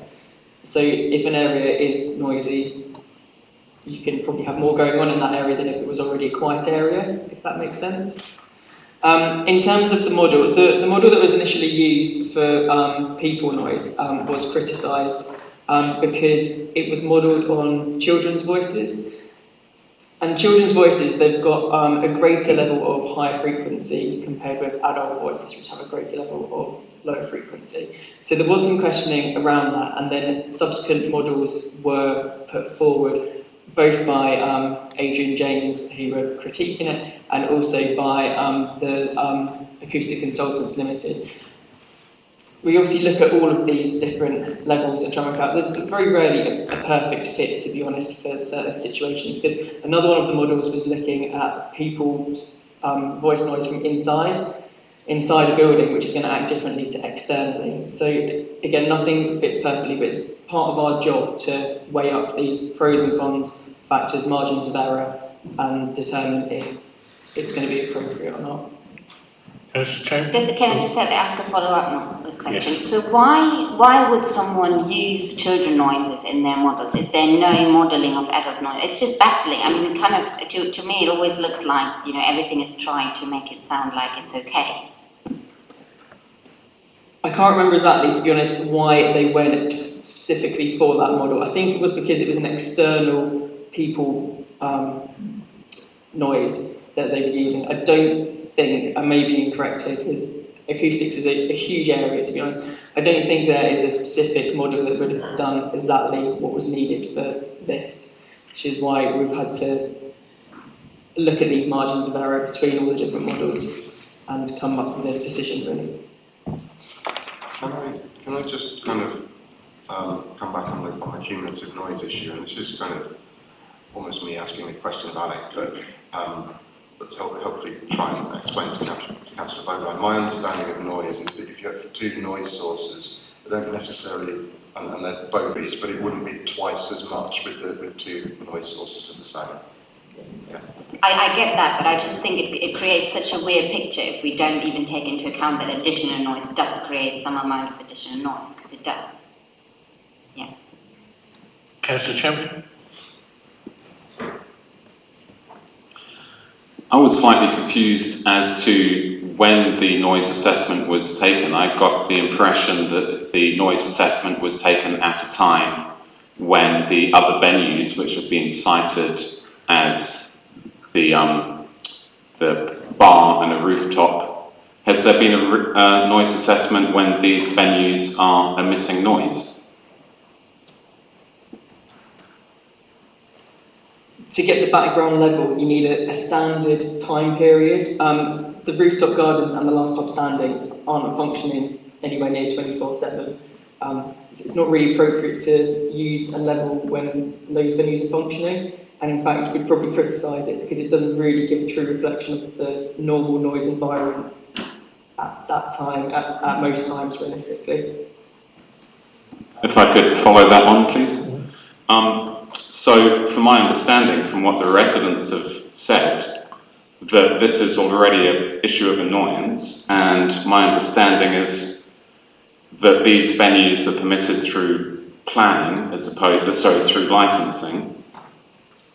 But noise is to do with here, yeah. So if we want to stop this, we have to deal with this here. But I'm not convinced that if there isn't a noise assessment done when those venues are going, I don't understand why you would criticise that. I don't quite understand. I think I might be a bit slow on this point, but okay, I feel it's disingenuous. I think we're moved into discussion now. It's a genuine question. Maybe it is a point of discussion, but I would like an answer as to why it would be critical, why you would criticise doing an assessment when those venues, because there's hundreds of residents who would raise this as an issue. And so we're sort of sitting here having an academic discussion when it's their lives which are going to be directly impacted. And so I feel this is a question, another point of discussion. Background noise level needs to take an average over a normal amount, to reflect a normal period of the noise environment in that location. It's not normal to have the rooftop gardens making noise because realistically they only have about 4 events a year. So well, I'm not sure is that the exact number, but it's not many events a year where they actually have external music, which has caused complaints which have been commented on before. To get the background level, you need to take a general period as an indicator for what that noise level is. If you were to take a noise level when an event's going on, and say if your background level went from 50 to 65 decibels, and you're using that as your average, you're going to allow this development, which we're talking about today, to be able to create a lot more noise, because to say if it pushes up to 65 decibels, you're basically then going to be able to say that the block, if it goes ahead, can't exceed that level of 65 rather than the normal background level of, say, 50 decibels. So it's actually a disadvantage to the residents nearby if you do the background level while those venues are operating. Yeah, just to add to that, that kind of comes back to the point that I was trying to make. If you have two noise sources, if you undertook the noise assessments to noisy time, the contribution of the block would be smaller to the increase. So you're measuring it, you're actually undertaking the noise assessments to quieter time. So you're actually creating almost a worst case scenario. So the fact that the noise assessment wasn't carried out when there were events going on at the rooftop gardens and the last pub standing was shut, that's actually putting a worst case scenario in terms of the assessment. Does that make sense? Yeah, no, thank you. I'd have a point for discussion when we get there. Yeah, you can start us off, I believe, with no more questions. There isn't. I've just got to move the recommendation. The recommendation is to approve, and I've moved that. We've got a seconder. Thank you, Councillor Button. We're into discussion. Councillor Champion. So I understand that between the Bridges venue in London, there were some complaints, and you installed noise monitors in those residents who had complained. And so would we have a guarantee that all residents who wanted to have such devices installed would get it, and if there was suitable complaints, that the venue would then desist in making noise?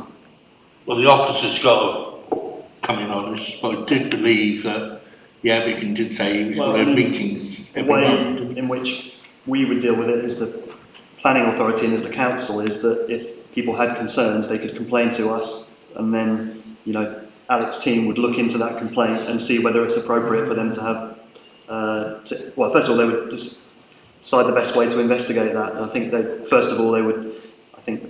they encourage people to record incidences of sound logs, don't they? And then also, if it's a serious problem, they can give them noise monitoring equipment, and the council has the ability to do that. So we wouldn't have the ability to enforce that the operator does that off their own backs. That's something they may have done off their own backs, but the council has the ability to do that within the environmental protection team. Yeah. If I could come back to that, the client has offered to do that for other people in other places, so that seems very nice. Have the residents already been offered the opportunity to do noise logs on their current issues with regards to noise? I think we're here just for this planning application and not others. I feel it's pertinent though, because if they've already got... Had the residents asked for anything about the noise on Tuxford Park? I mean, we might talk about anything. I mean, so... Yeah, well... No, fair enough. I feel that... I just feel that we need to make sure that we give suitable weighting to the concerns of the residents. I get a little bit concerned in a meeting like this that we get a bit bogged down by the academic sort of issues, and I just want to make sure that we're listening. I mean, just to come back on that, the way that we would monitor that, and we would need to, condition 10, we would need to, if we got complaints from residents, what we would need to do is we'd need to go and start taking noise measurements at the locations where we've got complaints and assess those noise levels against those set out in condition 10 and establish whether or not there'd actually been a breach. That's how it would work from a planning enforcement point of view. Okay, any more discussion, Councillor Bergline? Then Councillor Sands and Councillor Graham. Chair, are we on? We're discussion on rather than discussions. questions? Yeah. Thank you. That was a question. Yeah, thank you. So I have to say I commend the developers of the company that is going to run that to actually try and look at all the different things and try and mitigate for it. And I as a councillor, I've worked with developers and operators of venues that do genuinely try to be good neighbours. However, none of that matters if it's in the wrong location, because there's only so much you can do even if you try your very best. And I have to say, I think we probably are encountering a very good example of someone who does try to look at the different things. I mean, we can see at that picture the kind of bottleneck pathway that potentially, and they might regret now that has been in the press, potentially 1,500 people going to go through on a weekend. I know, but standing capacity was quoted as much higher. That's what's out there, so that's what I'm going by. Yeah. So I mean, make it less. If the standing capacity is higher, make it 900. Could someone give us a correct figure, because the press say something and the operator say something completely? Is the press right or is the applicant right? Rob, can you tell us what's actually in the planning application, please?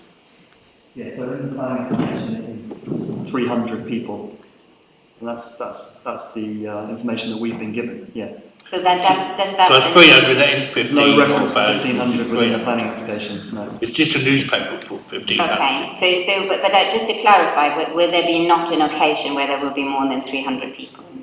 Not what there's planned for 300 that they asked for. Well, it's 300 seated. I mean, we need to know this because that will make a huge difference to what's happening. 300 is what is being proposed in the application that's before committee, not 1,500. That's one of the criticisms that people have made in the press, that the venue's not actually big enough to be significant, but it's a 300 capacity venue. Okay, so we're talking 300 people potentially exiting at, like, say, between 10 and 11 o'clock. I mean, that doesn't sound quite as scary as 1,500 people. However, I still think that given this is a residential area, and I mean, Councillor Studley is completely right, there is the problem with the licensing process is that it can't actually take into account the noise from people leaving. So here is the place where we need to take that into account and look at it and consider that very seriously. So we've heard already that residents don't open their windows during the summer because of the noise. That will obviously increase. I understand that it won't, because of the physics of noise, it won't increase, but there still will be an additional effect to that. So I just think it is the wrong location because of it being surrounded by residential properties. And because of the bottleneck of a pathway that runs right next to people's flats, so considering that it's 300 people, for me, it's much more finely balanced than it would be if it's more.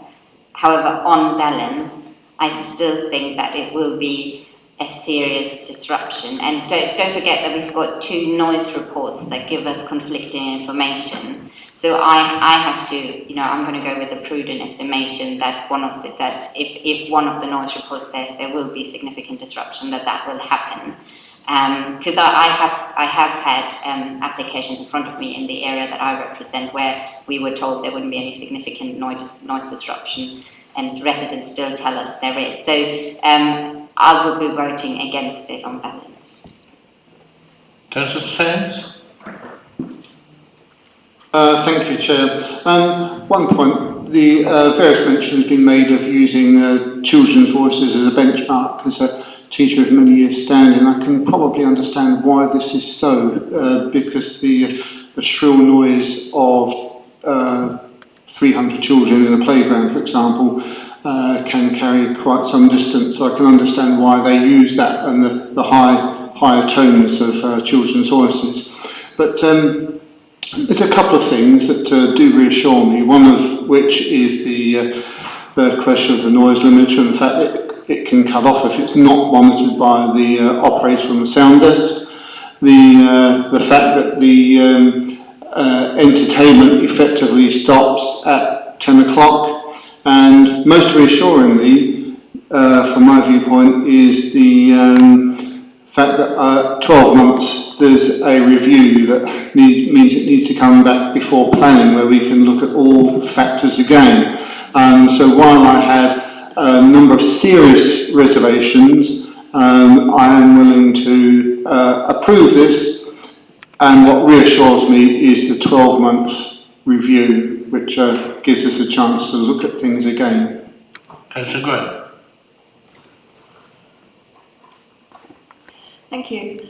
I would like us to note that within the report there are 27 mentions of the temporary nature of the application, as though we're supposed to put a huge amount of weight on that. However, there are also 3 references to when they reapply next year.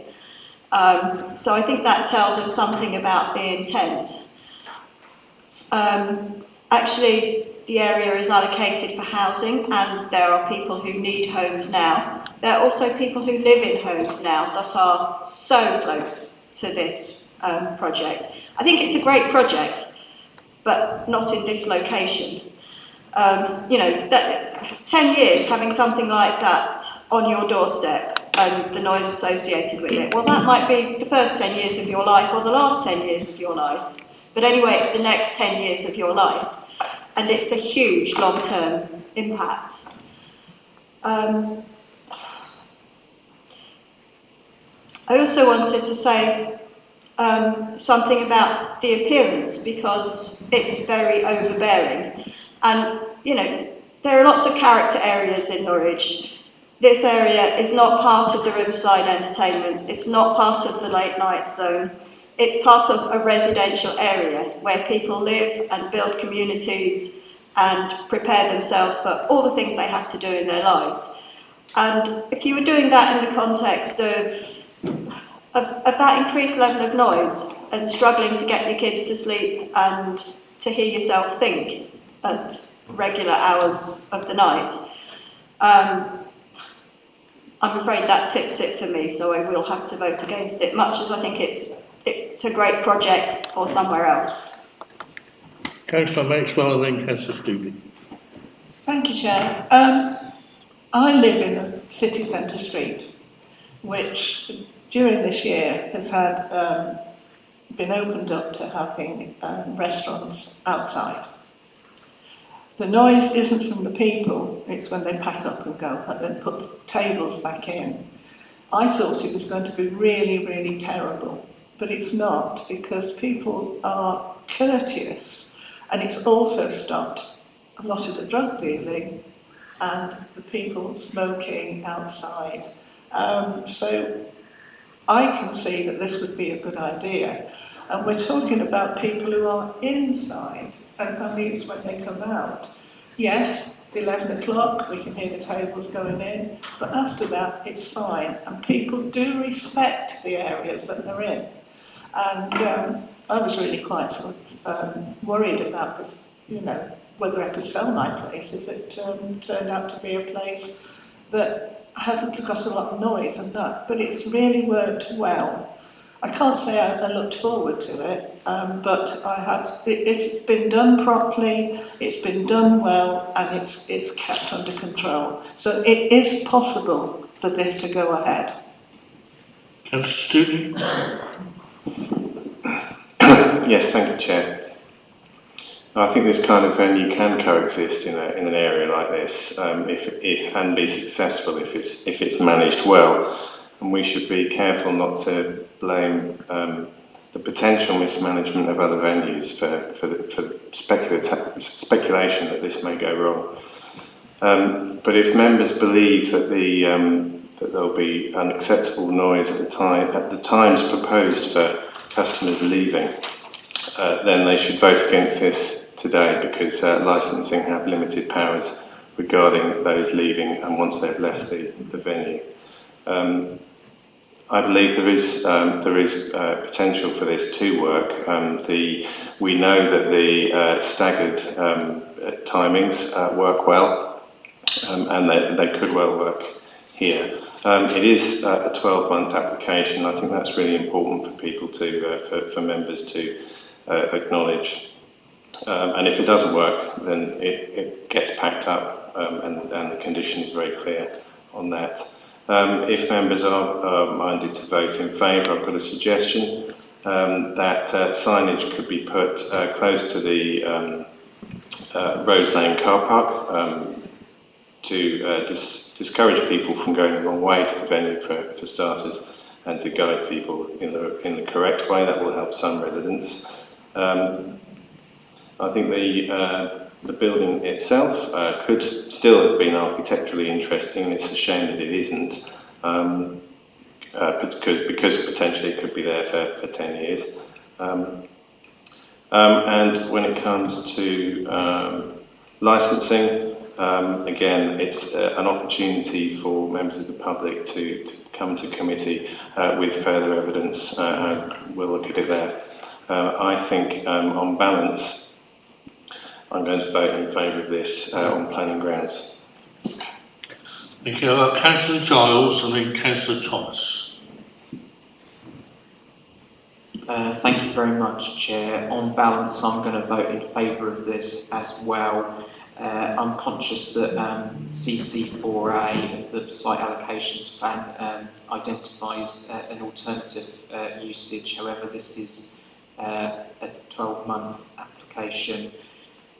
It will bring jobs and economic growth to the city, which we're obliged to consider under Development Management Policy 1. I think it will make the city centre more vibrant and increase its status as a visitor destination for tourists, which we're obliged to consider under the Joint Core Strategy Section 11. Significant concerns have been raised about the location of the venue, but under Development Management Policy 23, hospitality uses are acceptable in principle, subject to conditions mitigating any net negative impacts on amenity or environmental hazards. Under Development Management Policy 18, under the sequential test, venues like this, the first priority is for them to go in the city centre leisure area, and this location is within the city centre leisure area. I think it will attract other businesses and other young workers to Norwich, something that we're obliged to consider under Joint Core Strategy Section 5. The test as to whether or not the conditions that have been set out mitigate sufficiently the potential net negative impacts on amenity and noise pollution. I believe that those impacts have been mitigated sufficiently. I was very concerned about the Bolton Street alleyway being used as the smoking area when this came before us last month. That would have meant the entrance and exit to the building for customers having to constantly be opened and shut, and it would have meant people congregating next to where people were living and speaking loudly. However, that's no longer going to be the case, so I really welcome that. And I also believe that sufficient steps have been taken as set out in paragraphs 53 and 54 of the report, and supplemented by this report and what we've heard in the answers to questions to the environmental health officer today. On design, I'm not keen on the design, given that it's in a conservation area.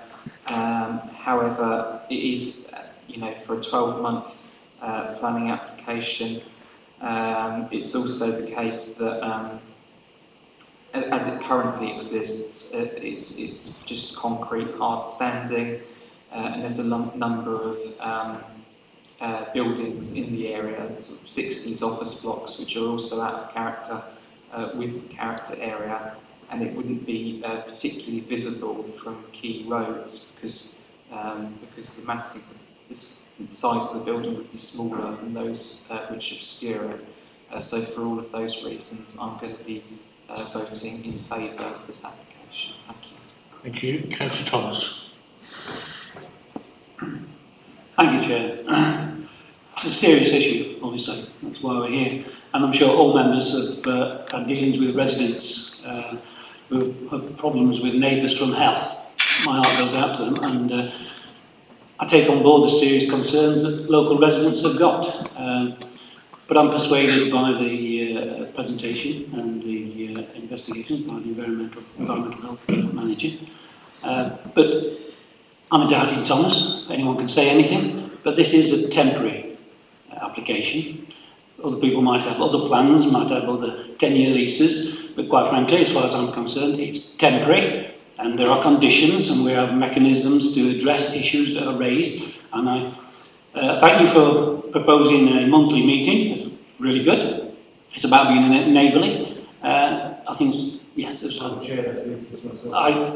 very good, yes. But we'll see what we'll see. The fact that it's the potential to generate 50-odd jobs, albeit low-skilled, that's fine. I'm not waiting for more office workers. It's just employment, quite frankly.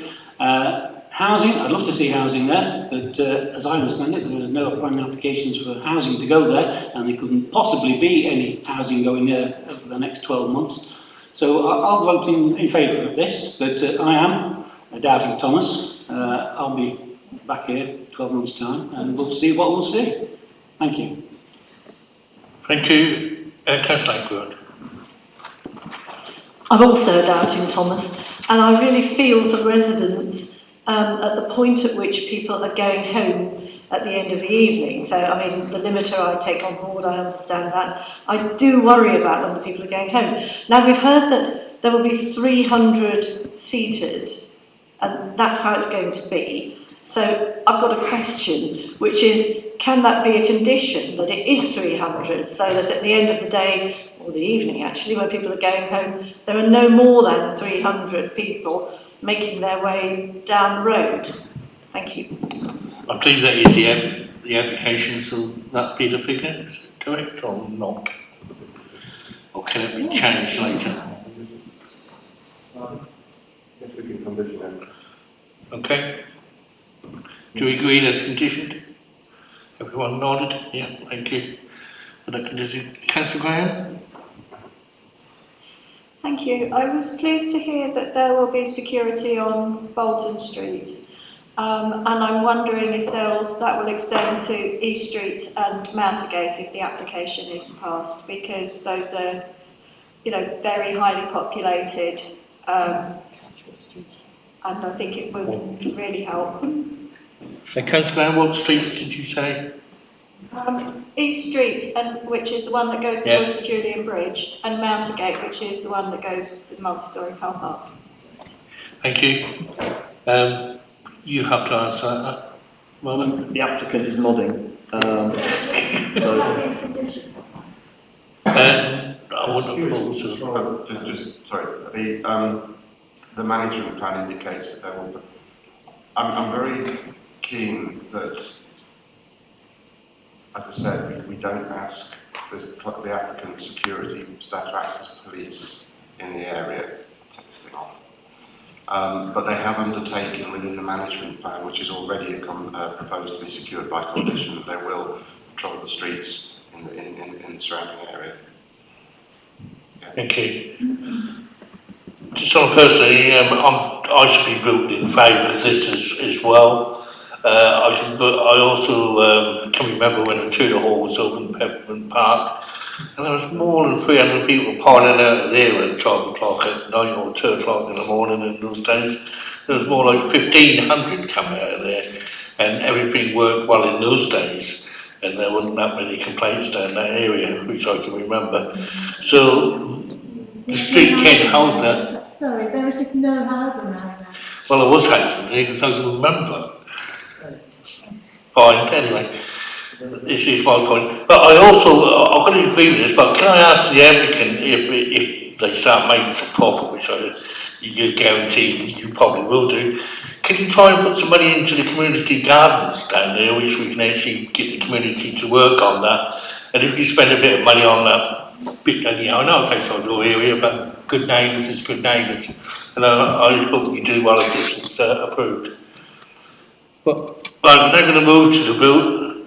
All those in favour of the application with the approved and new conditions? All those in favour, please show.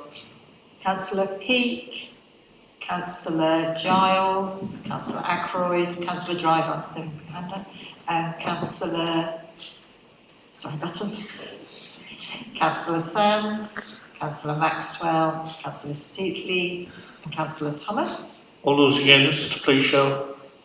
Those members voting against are Councillor Bogerline, Councillor Graham, Councillor Champion. And that's it. So the application has been approved. Thank you very much. Sorry, very quickly, can I just confirm that it's definitely 300 conditioned people? That was a condition that's now included, yeah. 300 people. Can I, Chair, can I just make a request if other members are minded to want this as well? Could we have a training on noise monitor, like the modelling of noise, because I think that comes up again and again and again, and it would be good to just understand what the process is and what the... Yeah, I think we can put that through. Chair, can we ask that we have a break because I need to show people now, please? Yeah, can we have a break for 15 minutes? First time. Thank you very much.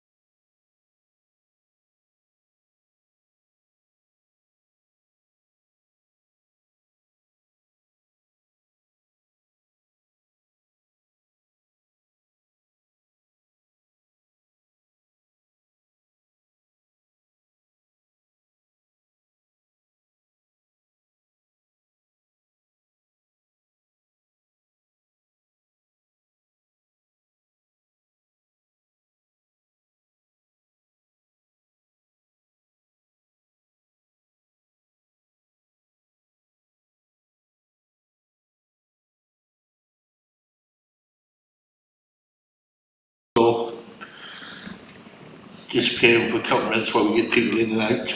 We move on to the next application, which is 4B Clarence House, Clarence Road. And Rob, you'll take us through this one as well. Thank you. Yes, thank you, Chairman. This application is an outline application with all matters reserved for the erection of up to 8 residential units, and the site is 6 Clarence Road, and it's Clarence House, building known as Clarence House. I'll just take you through the application plans, and I'm pleased to say that the pointer is working now, so I can point things out. So Clarence House is located here, and you can see the red line of the application site boundary. Clarence Road, which runs north to south, is in between Yarmouth Road to the south and Thorpe Road, which runs along the north here. So it's to the east of the city centre. And you've got a building immediately to the north called Squires Haven, which is in residential use. And you've also got another residential property called Marlborough Court, which is in this location here. That area is actually the parking for Marlborough Court. To the south, you've got Lower Clarence Road, which runs east to west. And then on the opposite side of Clarence Road, you've got a number of terraced properties, many of which have been split up into flats and HMOs, but they run north-south alongside Clarence Road. The site, this application isn't affecting a listed building, and it's not in part of the conservation area, so it's outside of any conservation area. In terms of the plans that I'm going to show you now, it's important to bear in mind that these are indicative drawings, so the application is outline with all matters reserved, so the only thing to be considered here today is whether the site is capable of accommodating up to 8 flats. All of the details to do with the precise layout, design, appearance, landscaping and so on would be the subject of a further planning application as part of the reserved matters. So we're only considering whether the site can accommodate up to 8 units and whether the principle of residential development is acceptable on this site. Notwithstanding that, we did ask the applicant to provide plans and drawings to indicate what could be achieved on this site, because we wanted to make sure that would help us then in our determination as to whether the number of units proposed could be. So when the application was originally submitted, it was for up to 21 units, and it involved the demolition of Clarence House. Clarence House itself has in recent years been in use as a chiropractor's clinic and also offices. But when the application first came in, it was for the demolition of that and 21 units, and I've got the drawings here for you, and so you can see this was the kind of scale of building that was proposed, and with the original planning application. That's a view from Clarence Road, looking at the eastern elevation of the site, and then this is a view from Lower Clarence Road, and that's the application site there. So we did have some concerns about the actual size of that building and in comparison to the actual application site, and also when we looked at the layout of the flats and so on, the extent of the build was bigger than what is now proposed, and we didn't feel the site was capable of accommodating that amount of development, so we entered into discussions with the applicant and gave them the opportunity to revise the proposal. They have decided therefore to retain Clarence House and reduce the number of units to 8, which is, I can show you some indicative drawings as to what that would appear like, or how it could appear. First thing before I do that is just to show you a slightly zoomed in site plan. You can see here on the southern boundary there's a number of trees. They're subject to a tree preservation order, which has been considered as part of the application.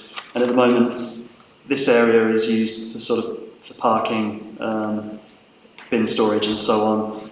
There is a rear yard as well. All the area around the building is primarily hard standing at the moment. and it is connected to Squires Haven through some extensions to Clarence House.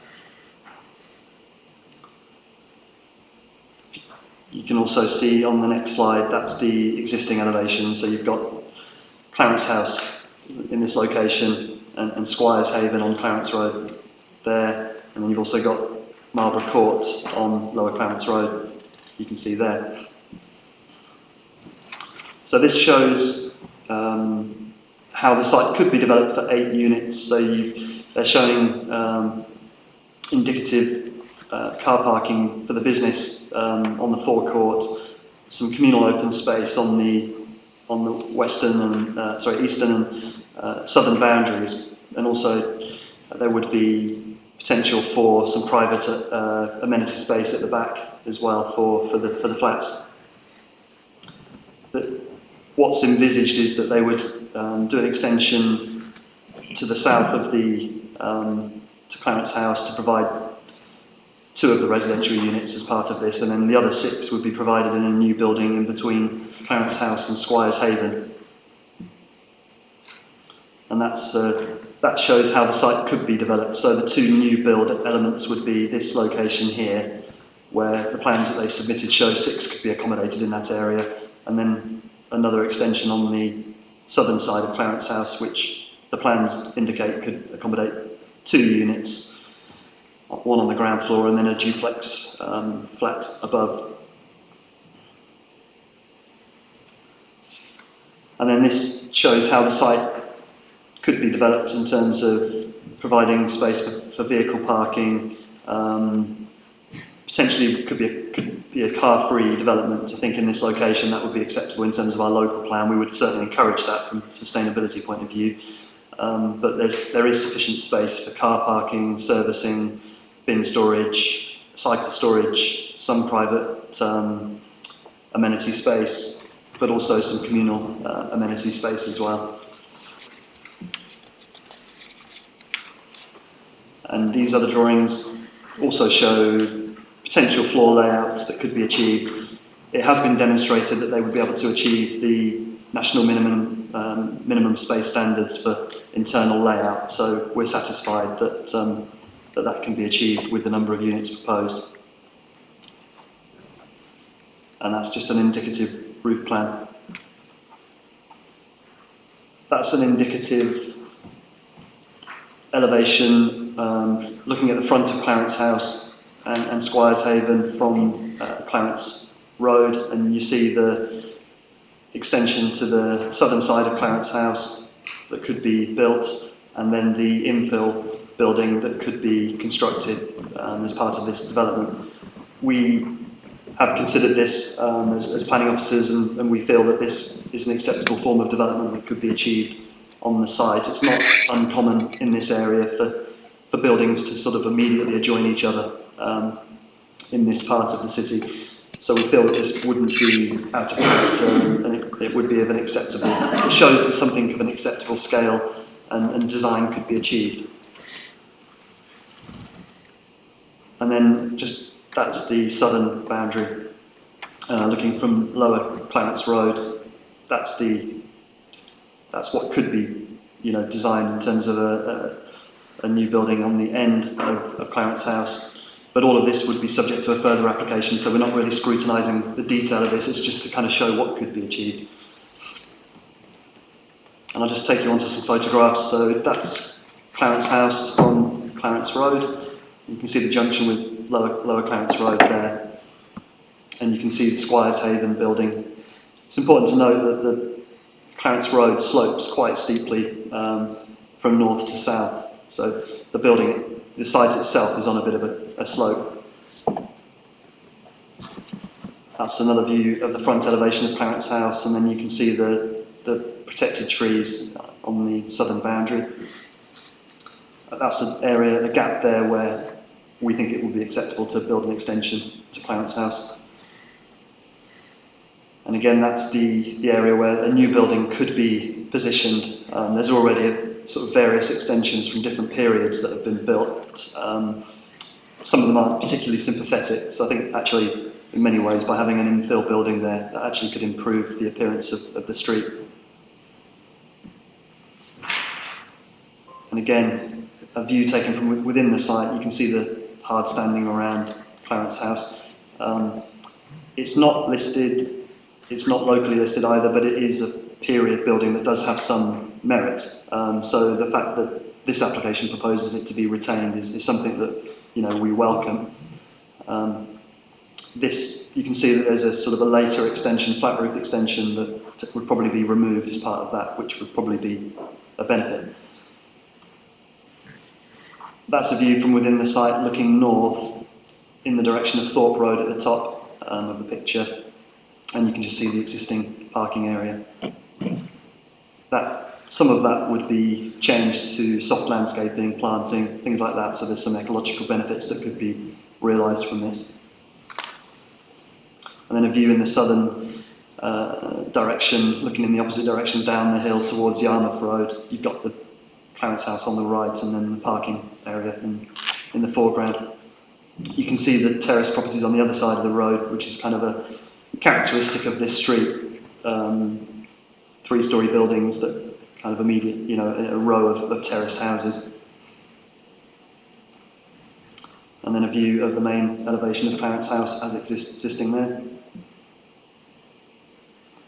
That's a view taken from Lower Clarence Road, looking towards the junction with Clarence Road itself. So there are the protected trees, that's Clarence House in the middle. You can see the area where the building could potentially be extended in that gap. And then that picture shows the relationship with the fairly modern block at Marlborough Court.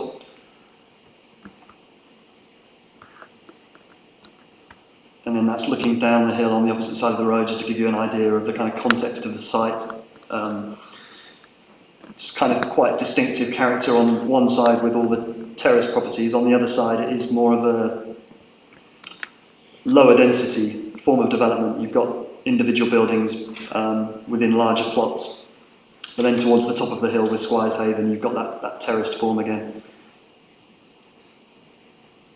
And that's taken from the car park of Marlborough Court, looking to the east. And then the gap between Squires Haven, existing building, which is in residential use, and Clarence House there. So this area would potentially be infilled. So that concludes the photographs.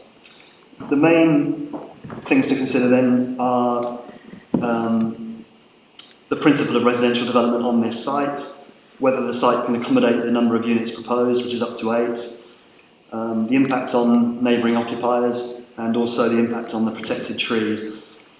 In terms of the principle of development, it is in the built-up area of Norwich within the local plan. It's in an area that is residential development is acceptable in principle under local plan policies.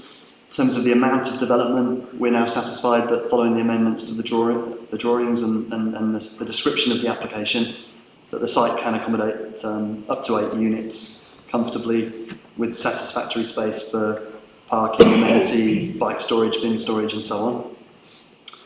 We've looked at the impact with regard to neighbouring occupiers, and that would be much improved from the reduced numbers of units. We're satisfied it wouldn't cause harm from overlooking, loss of privacy, overshadowing, loss of light, etc. It's also worth noting we had 3 objections to the original application for 21 flats. We did reconsult on the revised drawings. We didn't, and revised reduced numbers of units.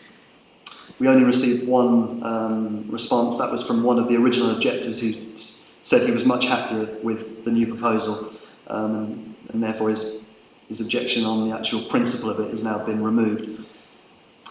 In terms of the impact on the protected trees, our arboricultural officer has looked at that carefully. An arboricultural report was submitted with the application. Tree officer's been to site, he's happy with what's been set out within the report, and we can condition the implementation of that. So ultimately, we're happy with this application, that it complies with local plan policies and that the impacts of it would be acceptable. And our recommendation is that this be approved subject to the conditions set out in the report. Thank you. Thank you very much. There's no speakers, we will straight on to questions. Councillor Maxwell, Councillor Sands, Councillor Bergeron. Thank you, Chair. Just looking at that, how is it going to infill? Will they share walls? Yeah, so as I said earlier, the actual detail of what they build will be controlled by a further application, but in principle we're anticipating that they would infill that gap. So in theory they could build right up to the walls of each property, because that is within the ownership of this site. Councillor Sands?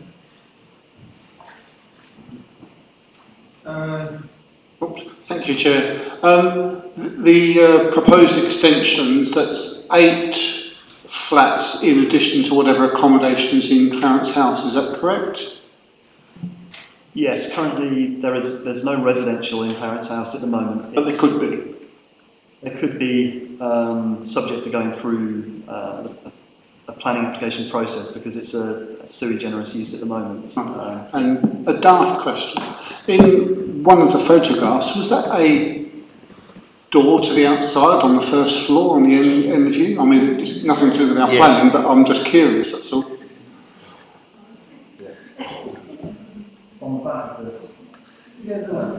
It's 3 or 4 there in Norwich like that. Yeah, there was an end view, and there seemed to be, I mean, I wouldn't want to be in that room and sort of exit through the wrong door. Yeah, there's a door. Yeah, that's it. There is a door there, yes, and but it looks like there's a safety railing, and I couldn't see the safety railing. Councillor Bergeron? I've got 2 questions. So one is also about the infill, because there seem to be some windows on the other house. How would that work?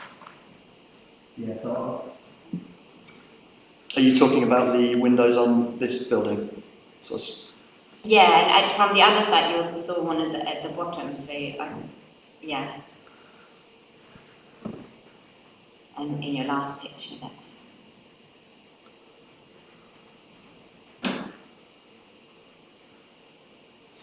don't know if you can make that out, but in that location there, that you can see how it adjoins the slightly angled part of Squires Haven where the windows are. So the window would be maintained on Squires Haven, and it wouldn't be obstructed in these plans. So it shows that it's possible to do that. And okay, but I guess we can have a look at that when they come. We would scrutinise that when the yeah. Reserve Matters application is made. Yeah. And my second question is around the trees. Can you explain what the conflict with the boundary wall is, and why these 2 trees are suggested to be removed as well as the deceased? Yeah, so I think the agricultural sort of consultant on behalf of the applicant has looked at the quality of the trees, and I think, yeah, I've got to be honest, I don't have the exact detail in front of me. I can look it up, but they're recommending that there is a conflict between the boundary wall and the existing trees. Some of the trees aren't of great quality, so I think they're recommended to be removed. But is it the existing boundary wall, or are they suggesting a new boundary wall? I'm just wondering whether you know, in essence, there will be a removal of 2 trees as a consequence of this proposal, or whether this is something that has got nothing to do with this proposal. It's to do with the existing boundary wall, I'm fairly certain. I could look it up, yeah. Maybe I can take some other questions whilst David's having a look at digging out the report. I'm not sure, is there any more questions at all? No? I think it's because there's a flint wall and the trees pulling it down, or not? Don't know. I just want to make sure that we're not taking out we can get that trees, confirmation. yeah. We can get that confirmed for you. Yeah. Okay, anyone else got a question? Okay, I'll move the recommendation is to approve. Have we got a second of that? Thank you. Discussions, anyone? Councillor Sands. I think the overall development should be an improvement to the area, particularly as has already been said. it's all covered by hard standing. A lot of that will come up, and there'll be some greenery and other planting, which can only enhance the whole area. It should be quite nice. Anyone else? Okay, we'll move to the vote. All those in... Yes. Chair, they need to find about the trees. Yeah, I'm not voting. No.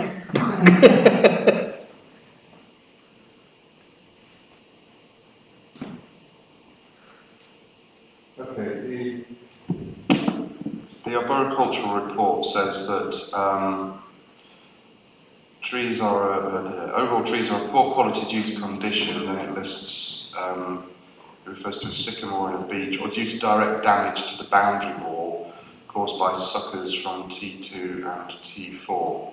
So it's damage that is being caused to the existing boundary wall by two of the trees. Yes, I think following on from that, the idea is that those trees could be removed and some replacement trees could be planted in, further away from the boundary wall in a more suitable location that longer term would provide a better, benefit to the visual appearance of the site at least. And is that part of the application, or will they be removed regardless of this application? That's in it. The ARB report suggests that they need to make an application to remove them at some point, because it says it recommends T2 and T4 being removed due to damage occurrence by sucker growth to the boundary wall that will in the future sense lead to collapse into the public highway. So that would be a separate application. So that would need to be a separate application under the TPO. It's actually in here under the main issue, it's not reported. They've taken them out or replaced them. I mean, if you were to grant permission, they would take them out as part of this application and they wouldn't need to go through the TPO process. If you don't grant consent, they'll probably have to apply it separately to take them out anyway. Okay. That's the question. Okay, the recommendation. Is it likely to be the case, therefore, that if there was a separate application and our tree expert has already said that there's no problem with this, that any such application would be successful, in all likelihood? In my opinion, yes, it probably would. Okay, we'll move to the vote. The recommendation is to approve. All those in favour, please show.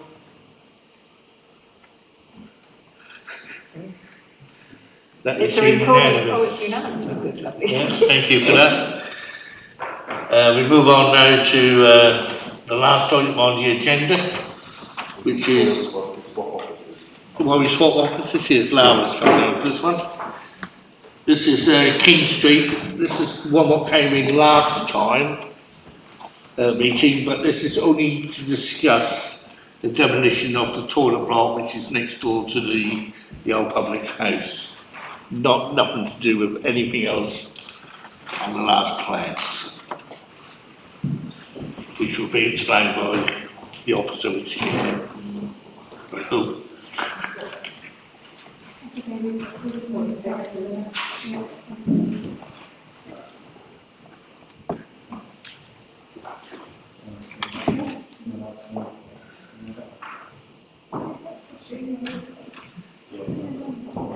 I'm pressing mine now.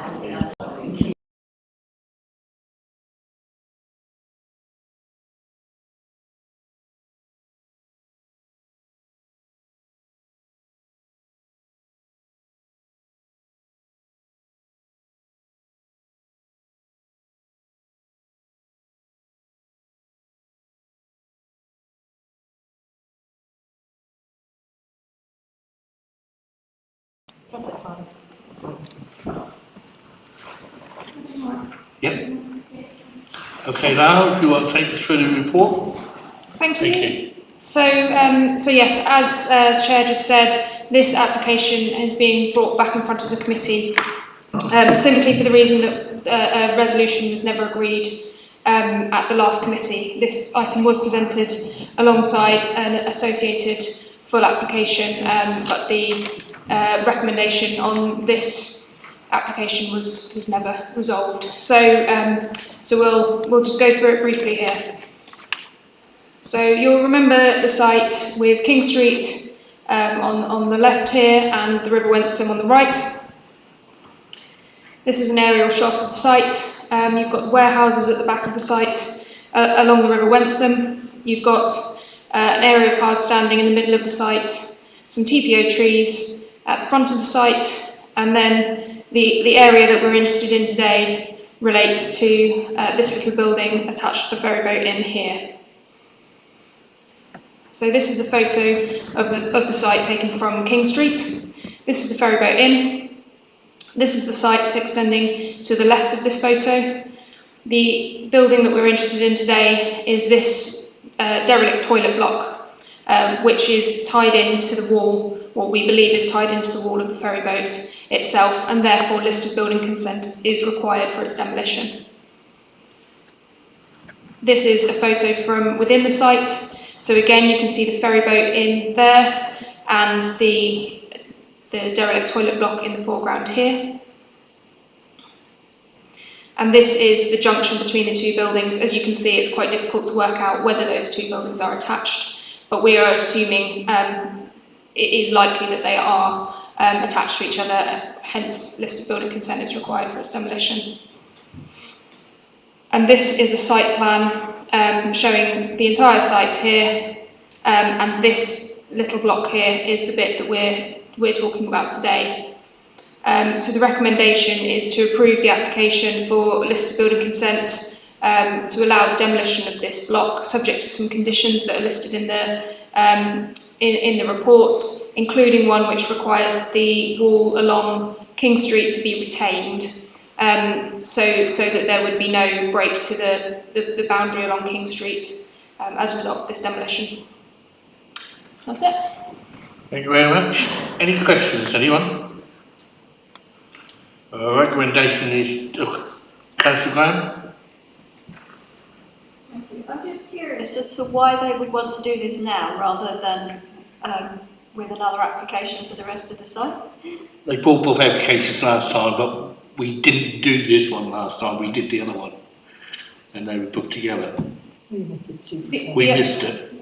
The other point to note is that this is the only element which requires listed building consent, so it would have to form its own application at any point. So that's the reason we've got this separate application for this tiny bit. Okay, the recommendation is to approve. I've moved up, I've got second. Thank you. Any discussion, anyone? All those in favour, please show. That's unanimous. Thank you very much. Can I thank everyone for coming today, for their patience. Have a nice Christmas, everyone. Keep safe. Not too many parties. And we'll see you all in next year. Well, hopefully we'll see you next year. We don't know. We'll be back on soon. Okay, thanks very much.